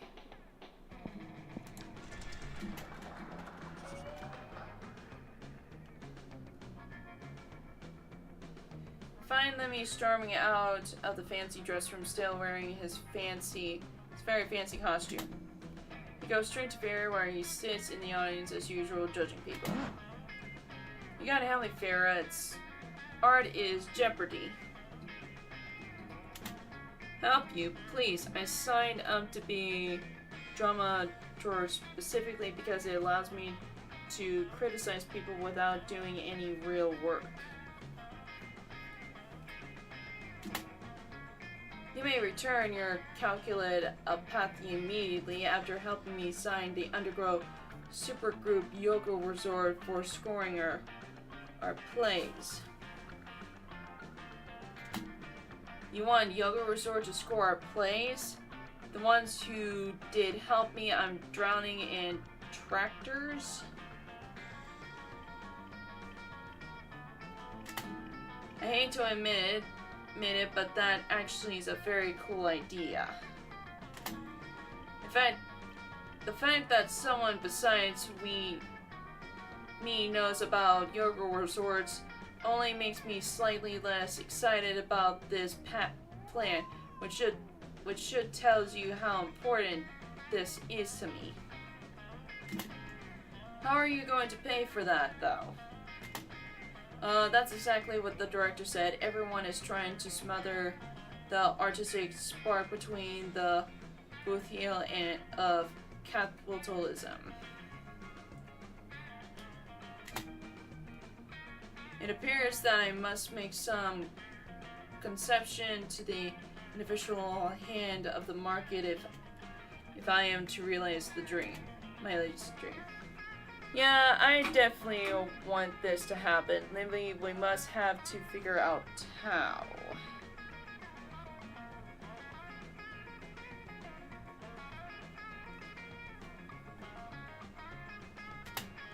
Have a bake sale, which the cookie inside of a bakes of goods. Tell them we're all at orphan. No. Already did this one, top one. Oh, of course, this will require only a minor adjustment of my underground criminal empire. I mean, what is a drug?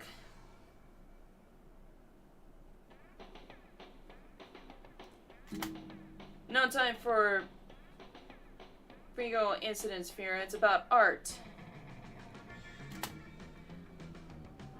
The two get to work smuggling kilograms of cocaine across the border and using it to make powder donuts.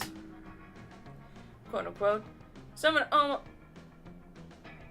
Soon, almost everyone at school is hooked on cocaine. Most of the actors quit the play to focus on their addiction.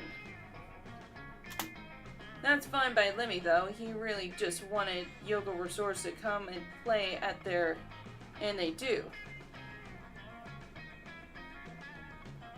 Awesome. Sure, some people got their lives ruined, but somebody gonna suffer for Lemmy's art, right? You gain 2 boldness and 1 smart.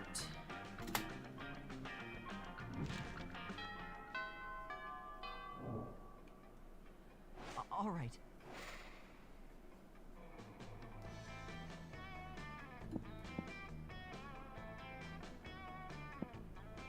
Oh, you go there.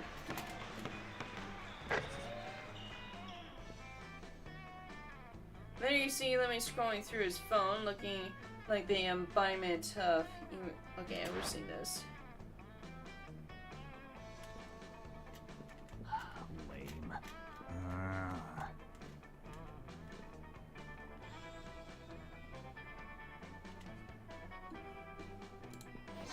Okay. Not bad. There we go.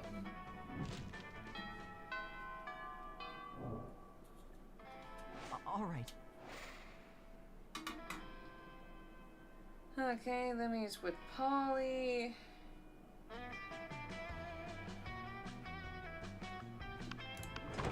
Find Polly and them not use usual because they're all dead.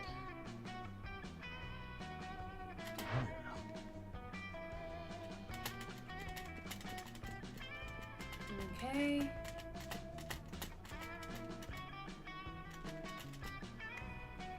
Lemmy's.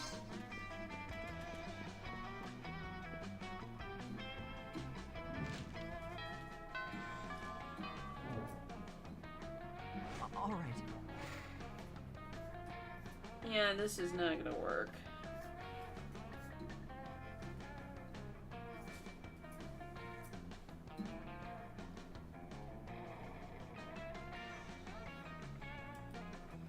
Okay.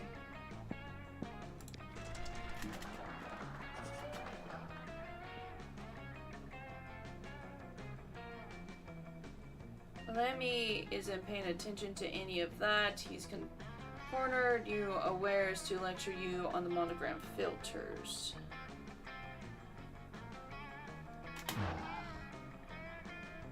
What does no one seem to understand about...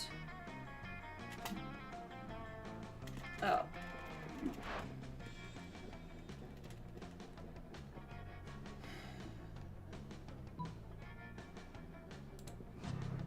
Okay.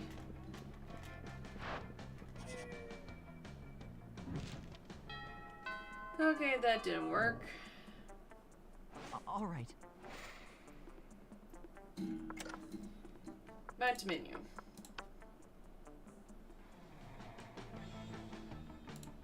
Ha!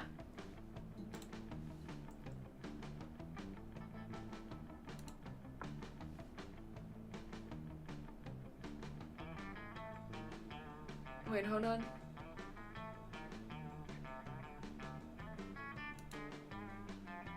There we go. There it goes. That scared me.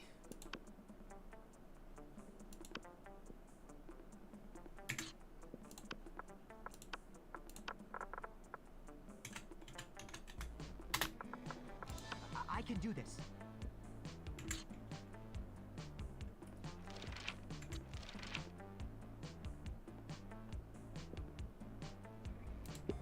There you go. Creativity.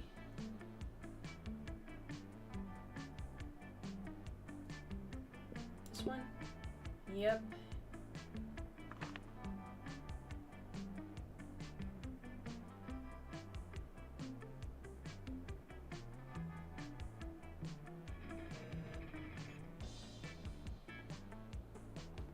This one? Yes.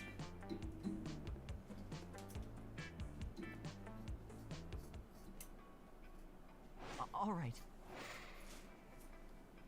Okay. Charm. Yeah. Hope this works. Please let it work. Ah! I don't want to hear Lemmy and Scott's discussion. I just want the event.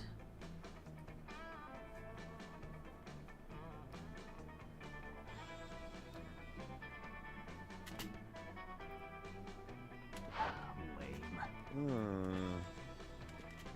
What? Awesome, bro. Welcome to Liem the Liem Core.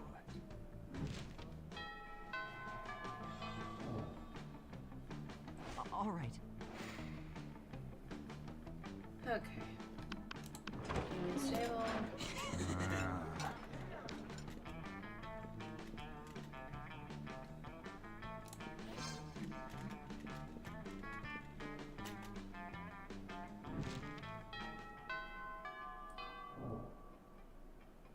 All right.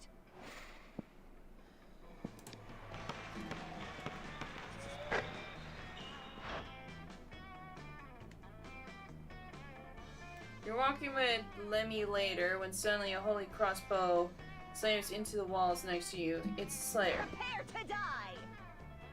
Where did I? Oh wait, this is when he... Okay.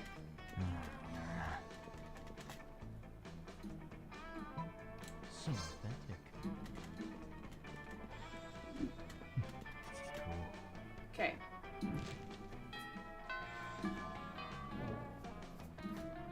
All right.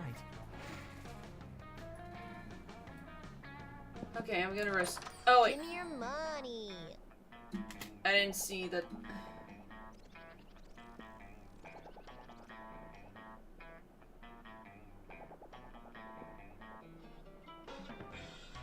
No refunds. Yeah, who wants to save money for their college funds when they can spend on weird stuff? I'll get a woman.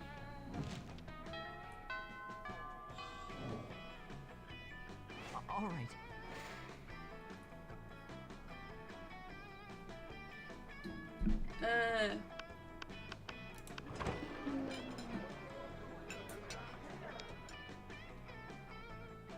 You approach Lemmy and Virus at their table, but before you can sit down, Phil holds up a hand.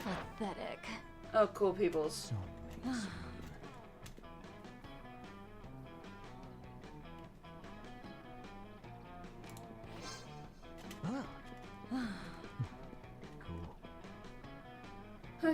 go.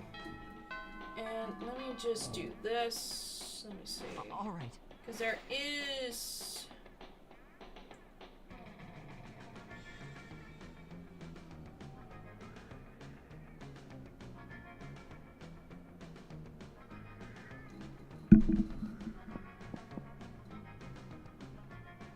Okay.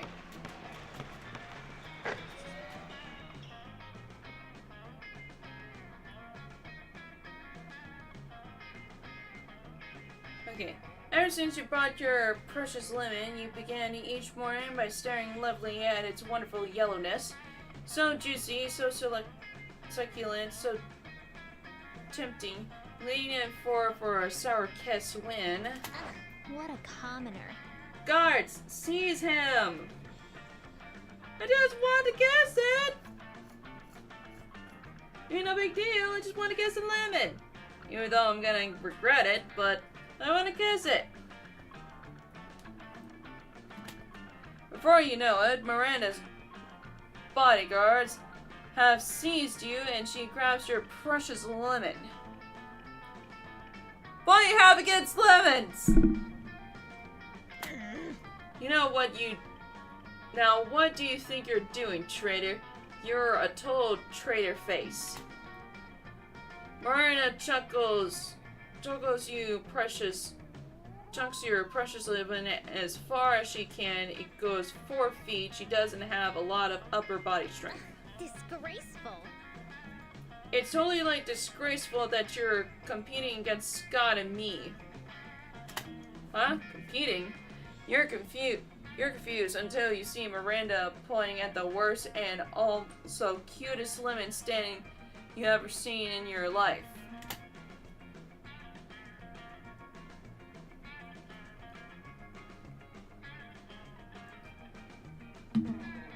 It's made of wooden planks with several nails sticking out widely. Someone has painted Limonite, and it costs 50 monster dollars on the front of the stand. These words are clearly written in blood. Nice.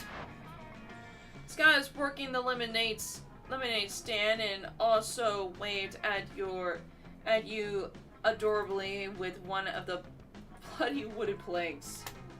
You see, the other day Scott and I were totally bored, so we asked Fiera how could we have fun. And she told us there's no greater joy than the joy of entrepreneurship. We were confused at first and assumed entrepreneurship was some kind of fancy weird name ship. But it turns out it's the act of getting money by not birthright nor by extorting your subjects. Exotic. Awesome, bro. Yeah, and I love a good challenge. And any other word with more than 3 syllables are always challenging by itself. Huh. So we started this lemonade stand. But no one has bought any lemonade yet, which sounds like not a good thing for a lemonade stand. But what do I do?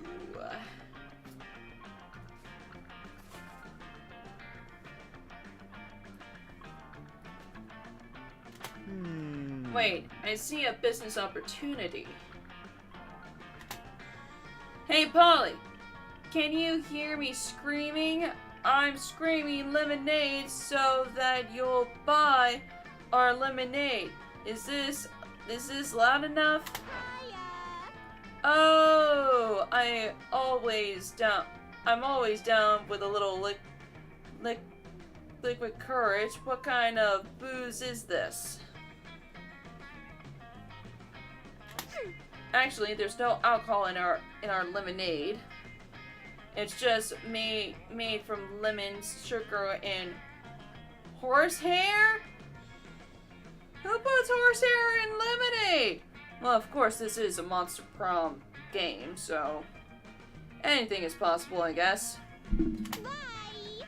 Sorry, babes. Ghosts can't drink non-alcohol as if we do, we'll die. Oh, that makes sense. Sorry for all the cheering. Hope you don't die. You're going to point out to Scott and Miranda that Polly is already super dead and she teleports away before she gets a chance. He's gonna call all the characters, isn't he?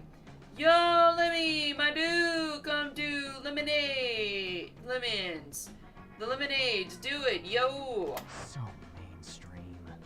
Lemonade at a lemonade stand. What is this? A come-of-the-age movie from 1984?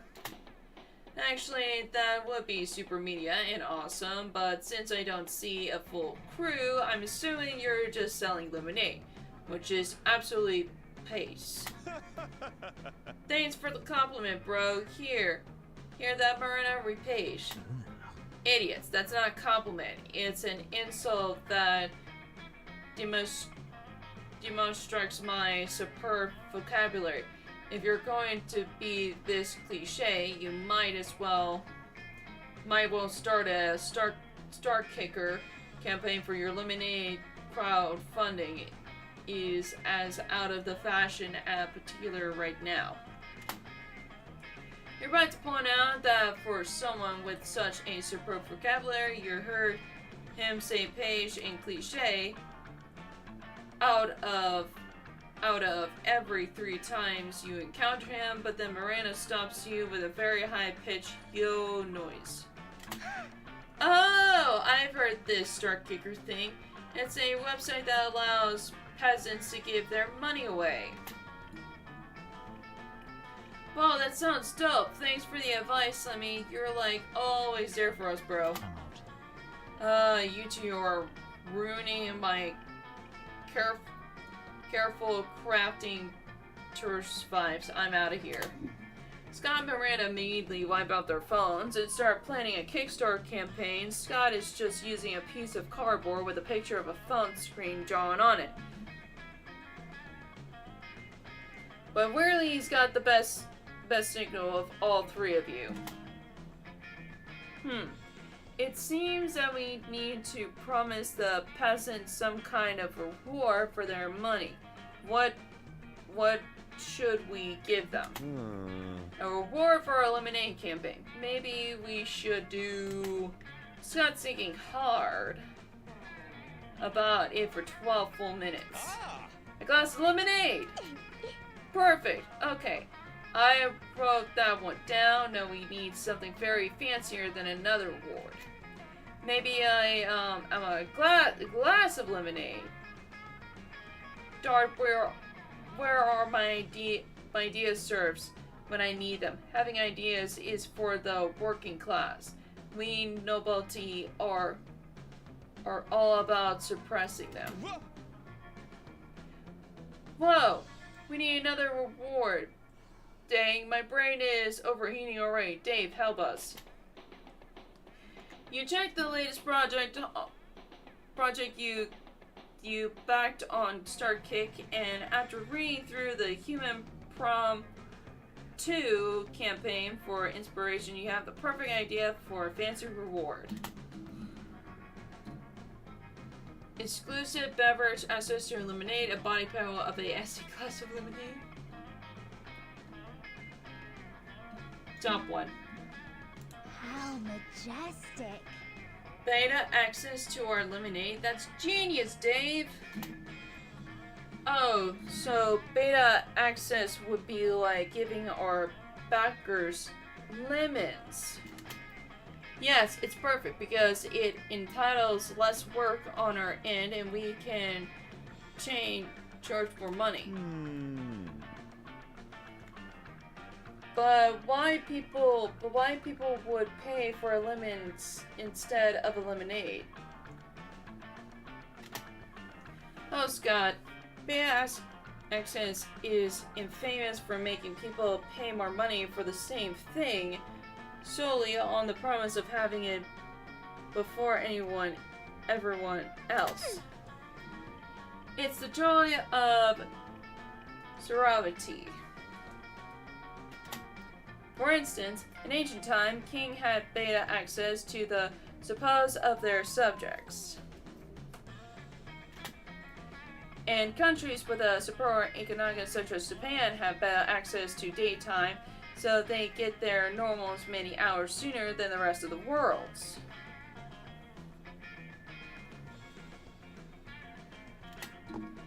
It's a fact people crave beta access to everything. No one wants to wait for another anymore. Great idea, Dave.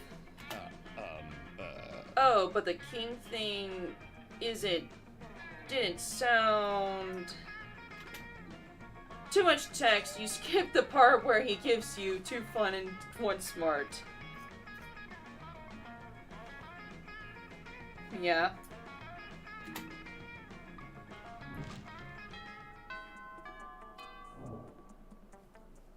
All right.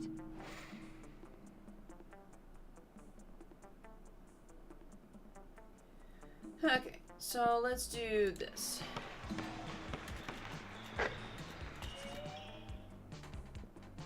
You feel your phone buzzing in your pocket.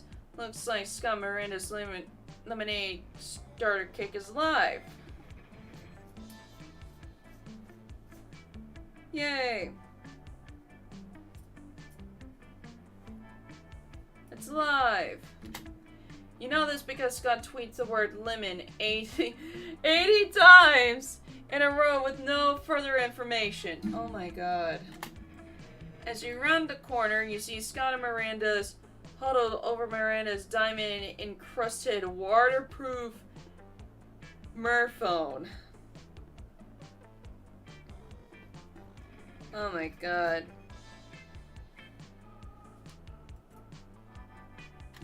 What?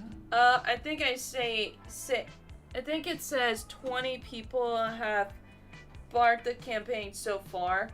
Why would they bark at the Star Kicker campaign unless it was getting too close to them in the park? Scott, I said 12 people have backed the campaign. That means they want to bring our creative project to life. In other words, they give us money for lemonade. Aha! Oh, right. I mean, I knew that. I definitely knew how you read. I just forgot for a second. Anyways, yeah, 12 backers. Yuck. Only 12 people? That's impossible. We need at least 4,000 more mindless peasants. I mean, backers. To meet our funding goal. Tweet lemonade again. I gotta work this time. Oh dear. Your friends are trouble at interneting. You wander over Scott, just as Scott is struggling to read through some of the comments in other lemonade campaign.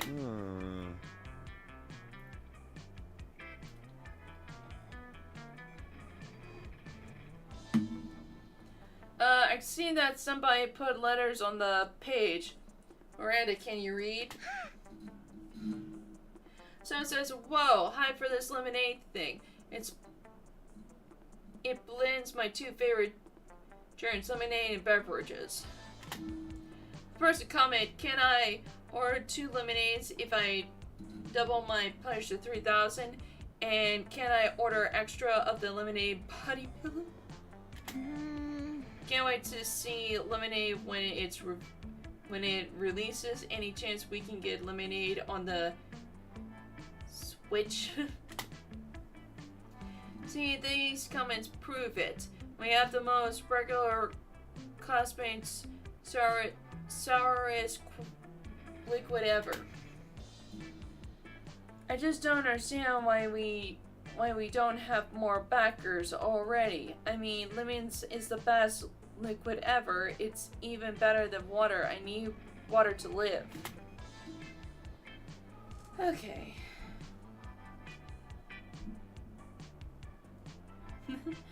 You take pity on your dumb monster friends and play number 69. Nice, lol. To their Lemonade Star Kick campaign, you get the social capital now and cancel your plays later because you're effing mean and smart. Great! Well, Dave made the number go up. That's so rad, bro. How'd you do that? Again, you must be some kind of internet witch. Well then, help us fund our Stark Hero campaign, witch.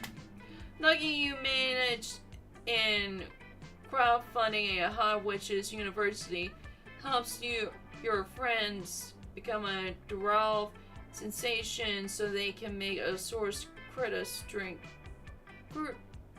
Kritos drink and also a ton of cash.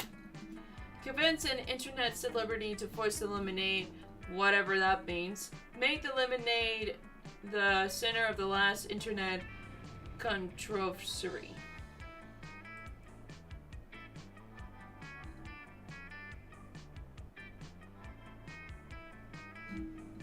Top one. My knight in shiny armor. That's a perfect plan. Of course, I'm the celebrity, but there's no way we can afford my appearance fee. Plus, I only accept payment in the form of precious blood jewels. Oh, dang, Miranda. Well, if we can't have you voice the lemonade, it's a good thing I know, like the biggest celebrity ever. Really, Scott? That sounds super perf. Oh, bro. Totally, bro. They're like the coolest ever, and everybody is obsessed with them. They're super pretty and like mysterious. We just have to wait until nighttime and then they'll be right here. Okay. You, Scott, and Miranda are sitting until nightfall talking about your tragic backstory. How far you've came and genuinely formed impactful, lifelong friendships with each other. Suddenly, Scott points to the sky with one of his extreme, hairy fingers. Oh, look! There's the celebrities! They're here, bro!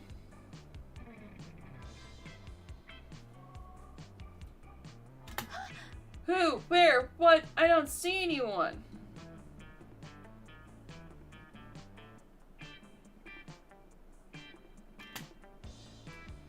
You realize that Scott is pointing to the moon. OMG, Scott's thinking the moon is a celebrity. He's not totally wrong. Scott howls at the moon for about an hour. It works. The moon agrees to voice the lemonade for your Star Character campaign. The moon can't make any sounds and the lemonade doesn't have any lines, but it doesn't effing matter because Scott is right. Everyone is obsessed with the moon. You gain a bunch of new Star Character backers along with 2 fun and 1 smart.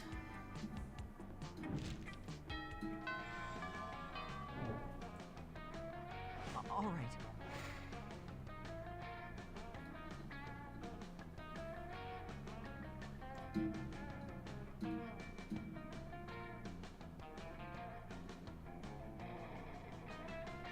Okay.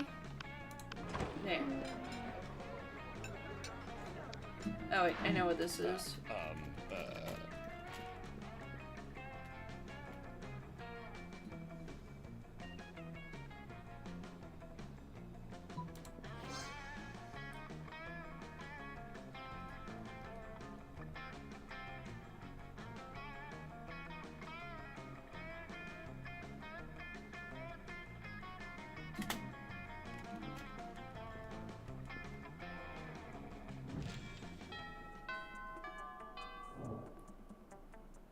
All right.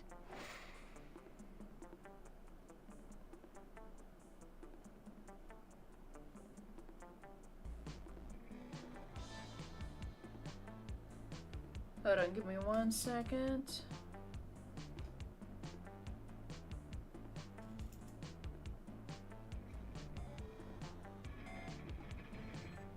There we go. Okay. Just dodgeball god. All turns. Ever since you helped Scott out and Miranda with their Star Kicker campaign, it's all anyone can talk about, literally.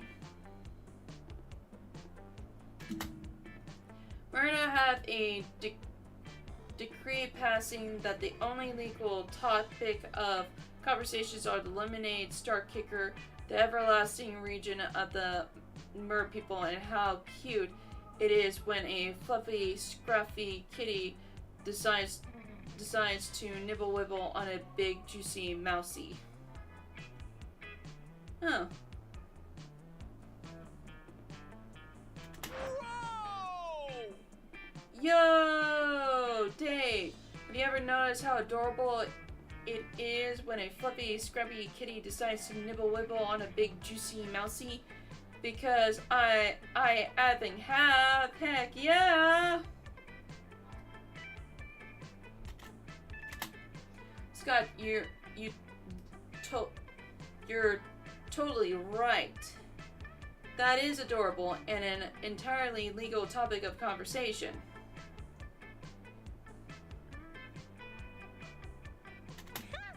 Speaking of legal conversation topics, I'm sure you'll see that our Star Kicker campaign is over 120,000% funding. We're quadrillionaires now. Yay! But wait, Miranda, I kinda don't get it. Isn't all that money to make the lemonade and give it to the backers? Well, sure, but we sold each glass of lemonade for 50 monster dollars, and it totally takes us 55 monster dollars to produce it, so that's like 5 profits per glass.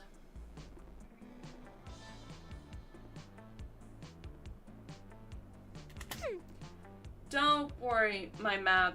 Servants are taking care of that, so the math blends into working in our profits. Favorites. Alright, totally. But we still got one big problem. With our Star Kicker campaign, everybody already gave us their money.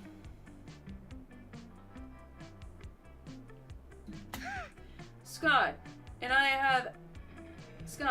have a 6-hour brainstorm, and we figured out that if the same number of people give us more money, then make even more money. So that's why we're doing. Woohoo! Stretch goals!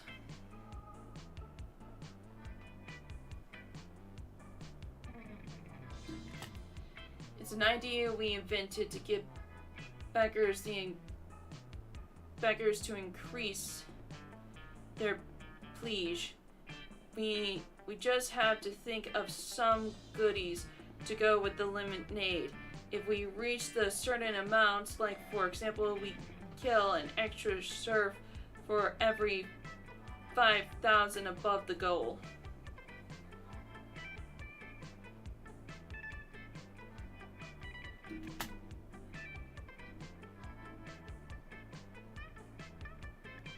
Let's see. Coach says that stretching is like super important. You gotta do it before every game, so we gotta have the best stretches goals ever.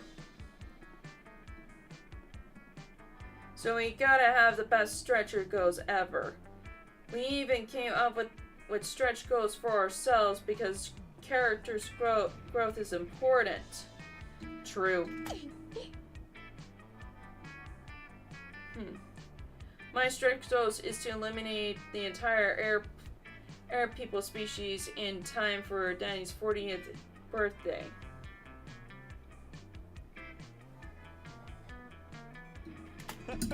My stretch goals is to stretch really hard and win all the points for stretching.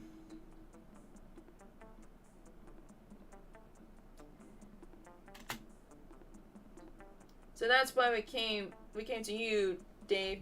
You're like a total internet witch, so So we want you to come up with a stretch goal for the lemonade star kicker.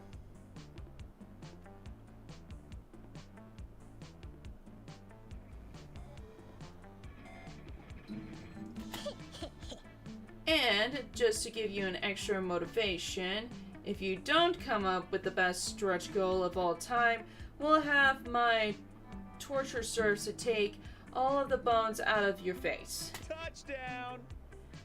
Yeah, remember serves will take the bones out of your face, and I'll take slightly longer to text you back in the future. So like, you better freaking do it. I'll still be your friend if you don't because friends are forever.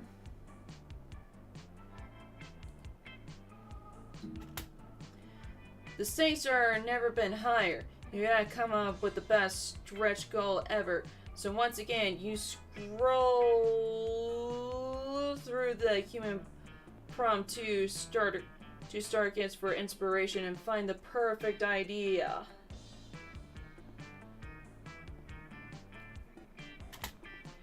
And executing sequel to your lemonade, a new flavor. One of the backers gets to be a character in the lemonade.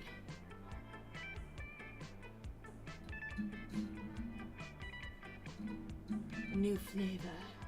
Awesome, bro. Heck yeah! We just gotta pick out the best flavor.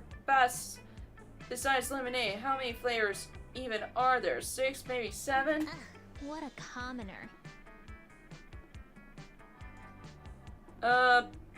But we've already come up with so many ideas. Do we really have to come up with another one? Having ideas all the time is why commenters always look so dirty and sad. It ages you.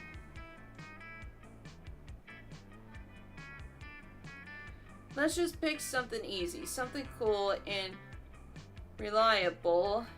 Something that will always be there for you to crash for any resistance from the working class.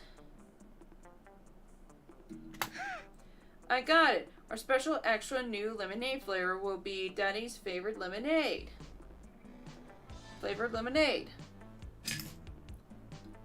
Ah! I never met my dad, so I've seen no problem with this plan at all. Scott and Marina announced their stretch goal for the bonus lemonade flavor Daddy. Amazingly, a huge proportion of their backers and I, farther less, are looking to fill that void through meaningless consumptions of goods or two. Just extremely. Turns out Daddy's Lemonade is massive hit with both demographics.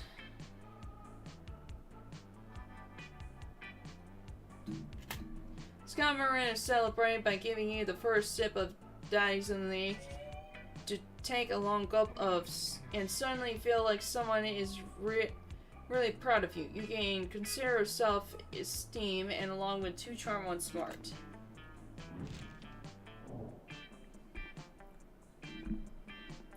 Okay, then go out with Scott. Hey, bro. All right. Before you do anything, Scott and Miranda come at you both full of excitement. Dave, forget about prom. This is more important. Scott is right. Star Kicker campaign has been a huge success. Nice. We're raising tons of money.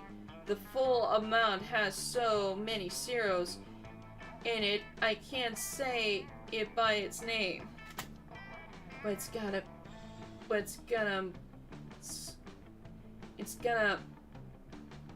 more than 30 monster dollars. Whoa. Oh, how majestic. It's majestic. This money bears no quantitative significance when compared to the vast wealth it's owned by birthright. Yet it feels so great. This must be the joy of entrepreneurship Vera was talking about. Great. And we accomplished it without even getting into a ship. And the best part is that it was all in exchange of promise with no legal weight over us. We can't just take it and flee. Oh, will we do that? Not for now, Scott. Lemonade is an amusing endeavor, but it is good to know. Hooray! Oh, cool. Wow, lemonade! The Star Kicker was a huge success. You made so much money that you even promised to make something called Lemonade Refuse, where the lemonade drinks you. Scott Beretta and you embark on a life full of business and lemonade, driving to please the great beautiful lemon fandom, which made all this possible. And it's a fresh, delicious life, especially because Mira and Scott look extra cute in the yellow suits they insist on wearing all the time. Cheers. Aww.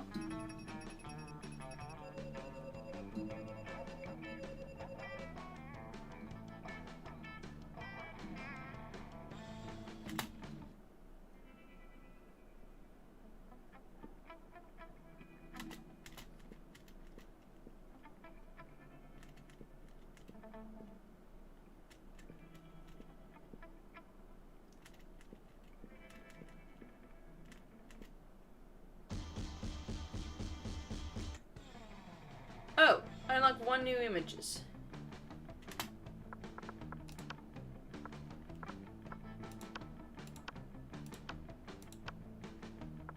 Lemonade!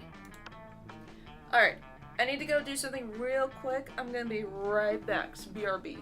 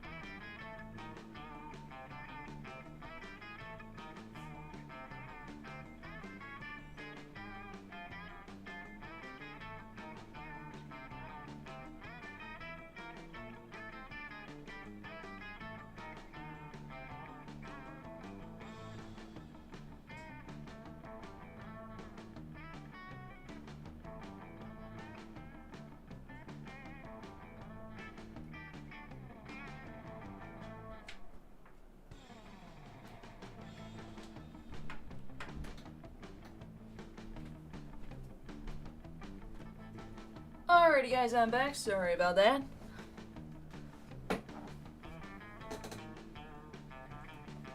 I think we're only going to do one more. I think we're able to do one more, and I think I'll wrap things up. Also, I do want to state it, and I will remind you guys later on, I am not going to be able to be streaming on Saturday because I need to go somewhere on Saturday. So, yeah. I will be doing something on Saturday, and I won't be able to, like, stream on Saturday. But on Sunday, next Sunday, we will be definitely doing some streaming.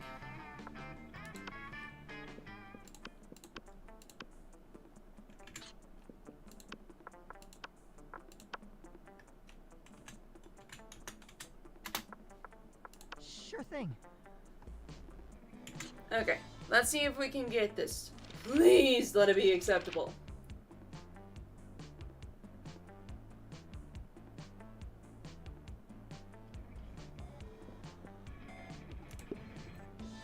Okay.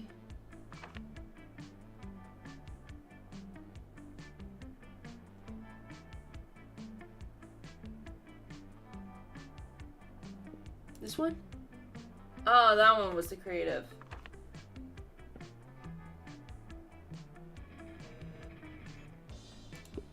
There we go. Okay. All right.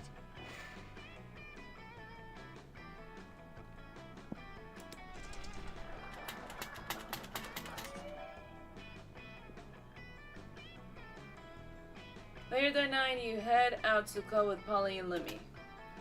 Using the faked ideas, also known as, you have no problem getting into the doors.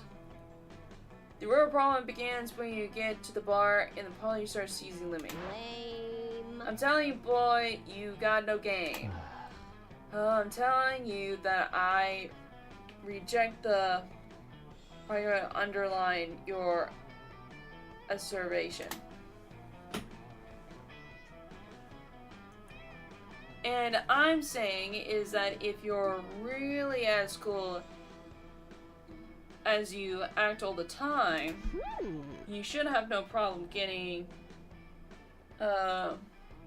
digits from the ginger indeterminating Lucas Swan down at the end of the bar. Well, of course I could if I want to, but you see, the key to my allure is that I don't want anything. Sounds like you like Lemmy's just scared. You decide to go over there and show them both how it's done by this. You pull out a spray bottle of it's to keep you for just such an occasion. You spritz it all over your most intimidating areas. Hot young Locust Swan at the other end of the bar immediately takes notice. You talk all night about your hopes and dreams. It turns out the Locust Swan wants to be a veterinarian.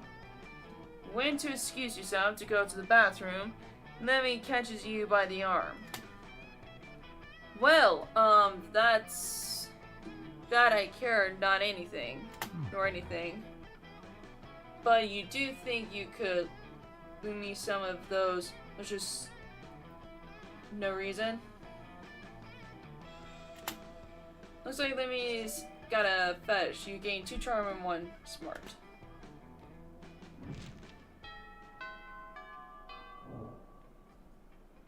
All right. You notice Lemmy looking disgruntled, which is definitely so whatever. It seems like Marin's pretty upset too. Better check it out. Oh.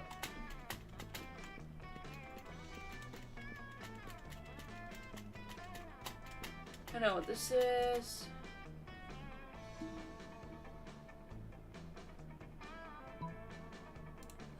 There we go.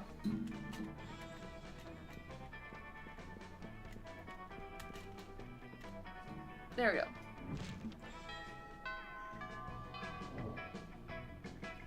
All right.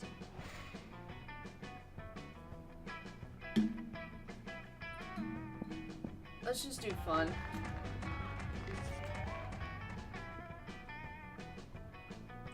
You notice Lemmy and Polly taking a break from the rave, you dance over to join them. Hey, boo. Yo, we were just talking about the insane music festival we're going, the festival this weekend.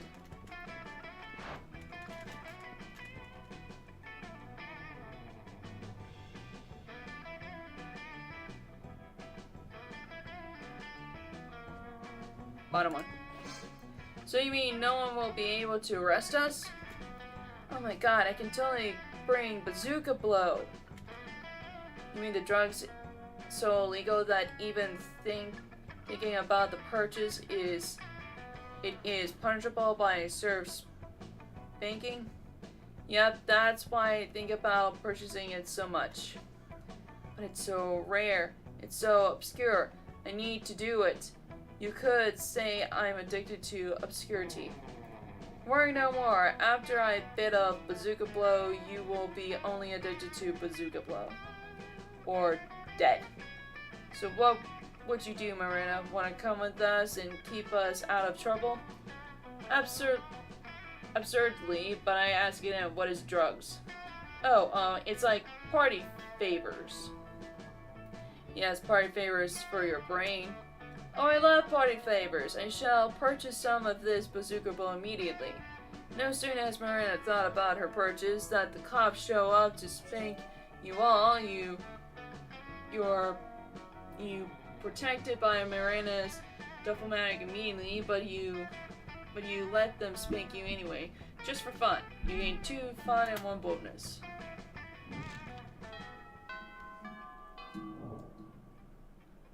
All right.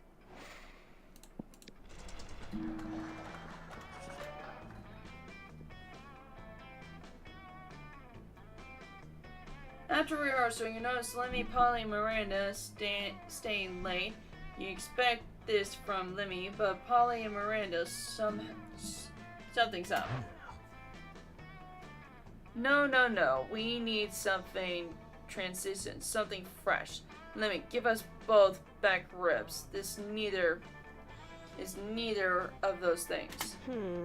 Whatever. I don't like your tone. Honestly, I don't know why either of you even signed up to help with the intermission performance. Principal Giant Spire said I could do this instead of taking math.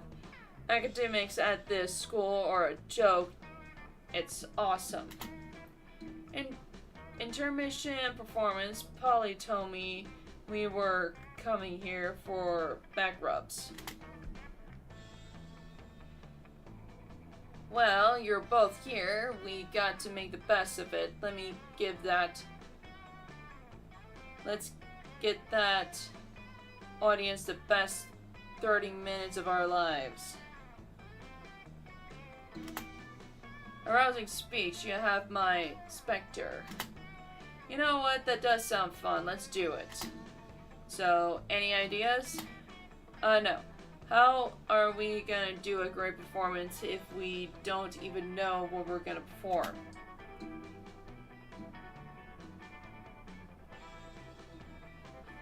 This one. Oh yeah, the role was born to play. Literally, a prophecy foretell that will one day fall asleep after an allergic reaction to an apple. Are you sure Polly can play all of those roles? There's at least 7 others. Heck yeah, finally, a use for all these false spiriteds I've been collecting and all these infamous minds.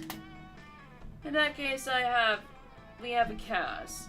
We'll have to spend some time ruling a small kingdom, of course, to get into character. Oh, you can use Limera. Father just had their old prince executed. You get back to watch them rehearse. Polly pulls out like 20 fake beards from God knows where. You gain 2 fun and 1 creativity.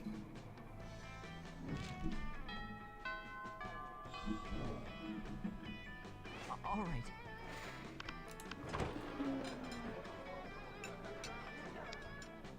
Oh, wait. Is this... Yep. Slices. Enough.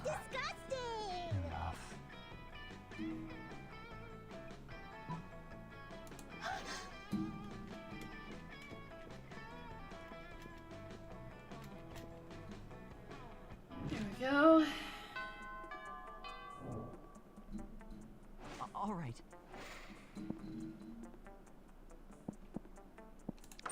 Hey, Oh, wait. stranger.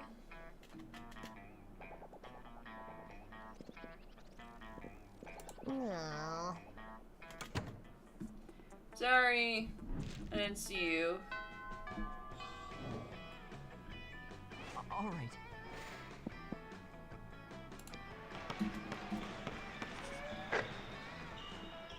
No matter if I'm doing a portal opens up. Okay. I know this one. Yes. Grandma's.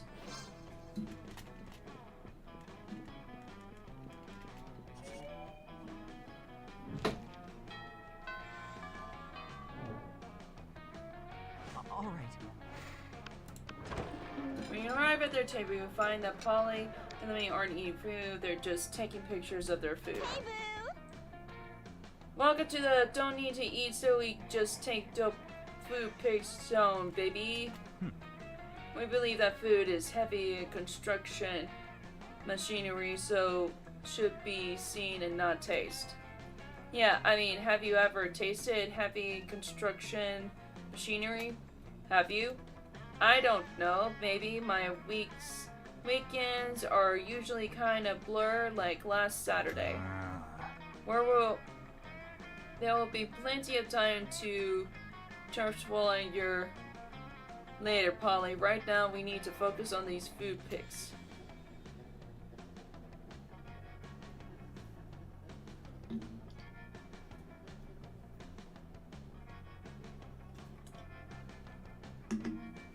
While Lemmy and Polly are busy bannering, you are emotionally arranging a dope food pic of your own, and now to complete your masterpiece.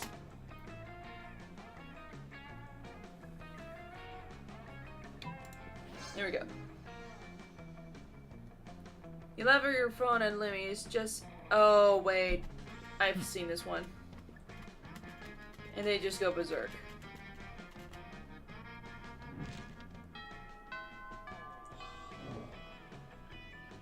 All right.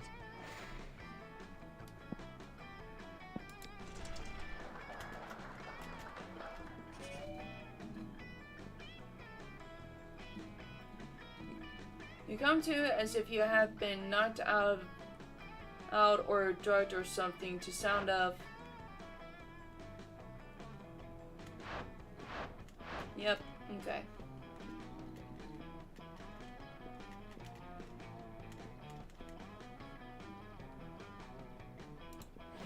Okay.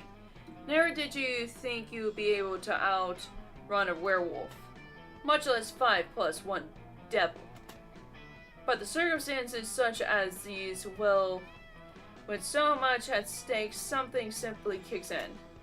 What the heck, man? If I'm gonna get shown up by someone, I want it to be a pro athlete, not Dave. Yeah, bro, not fair. Rematch, rematch, rematch. What rematch? Are you speaking all of you turn as one to see the towering figure of Trilo the Terrible, an enormous robot? Well, no there, my good metal sir. I'm afraid you've wandered onto the set of a hit television program designed to find me my support. That is designed to see which of these fine athletes is my most skilled. Now say, Trilo the Terrible, you are correct the first time, and it is about finding your suppose. And now I'm here to be that suppose. There's been a mistake, friend. I want to marry either S Wolf, a S Devil, or Ace Dave. Affirmative, and they ask Dave signs my name to your marriage contract. Congratulations, you are my husband, my sweet husband though. For some reason, the prince looks less than thrilled with his new robot suppose. Sucks as for him. Meanwhile, you have an army of S-Wolves and Damien, very pleased with you as you leave them back to your own dimension, gaining 2 charm and 1 fun.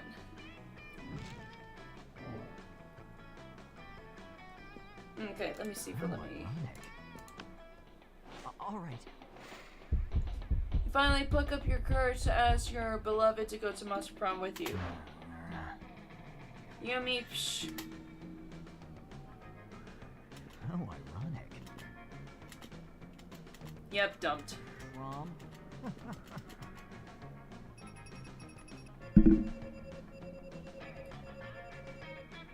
Okay.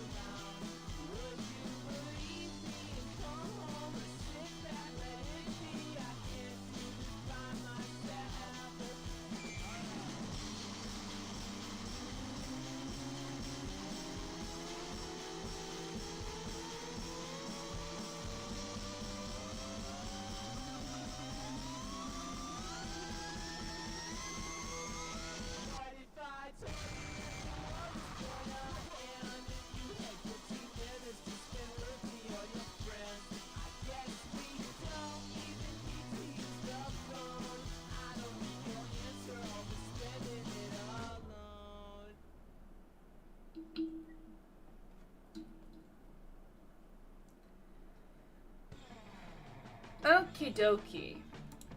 So, give me 1 second. Okay. So, with that being said, I'm sorry to say this, but I'm probably going to have to end here, guys. I think if we do another round, we'll go overboard, but overall, we did great. We did awesome. We unlocked 2 endings. We're gonna try and see if we can get, Lemmy's, ending tomorrow. I'm not so sure, but who knows? Who knows? So now I know that some of the things that are in the store are like bonus stuff for secret endings. So I'm gonna try and see if we can do more of those in the meantime if I don't get the endings or something. But anywho's, we did a lot today, and that's great. That's obviously great. Also, a reminder, this Saturday, I won't be able to do streams. I'll be doing something else. So, yeah. So, there won't be any streams on Saturday, but there will be a stream next Sunday. Okay? So, with that being said, I'm sorry to say this, but I'm probably going to have to end here, guys. Thank you guys so much for watching. Please leave a like, comment, and subscribe if you're new. And I hope you guys have a wonderful morning, evening, afternoon, wherever you are in this world. Hope you guys have a wonderful day. And I'll see y'all later. Bye! Bye, everyone. Bye-bye-bye. Bye-bye-bye-bye-bye-bye-bye.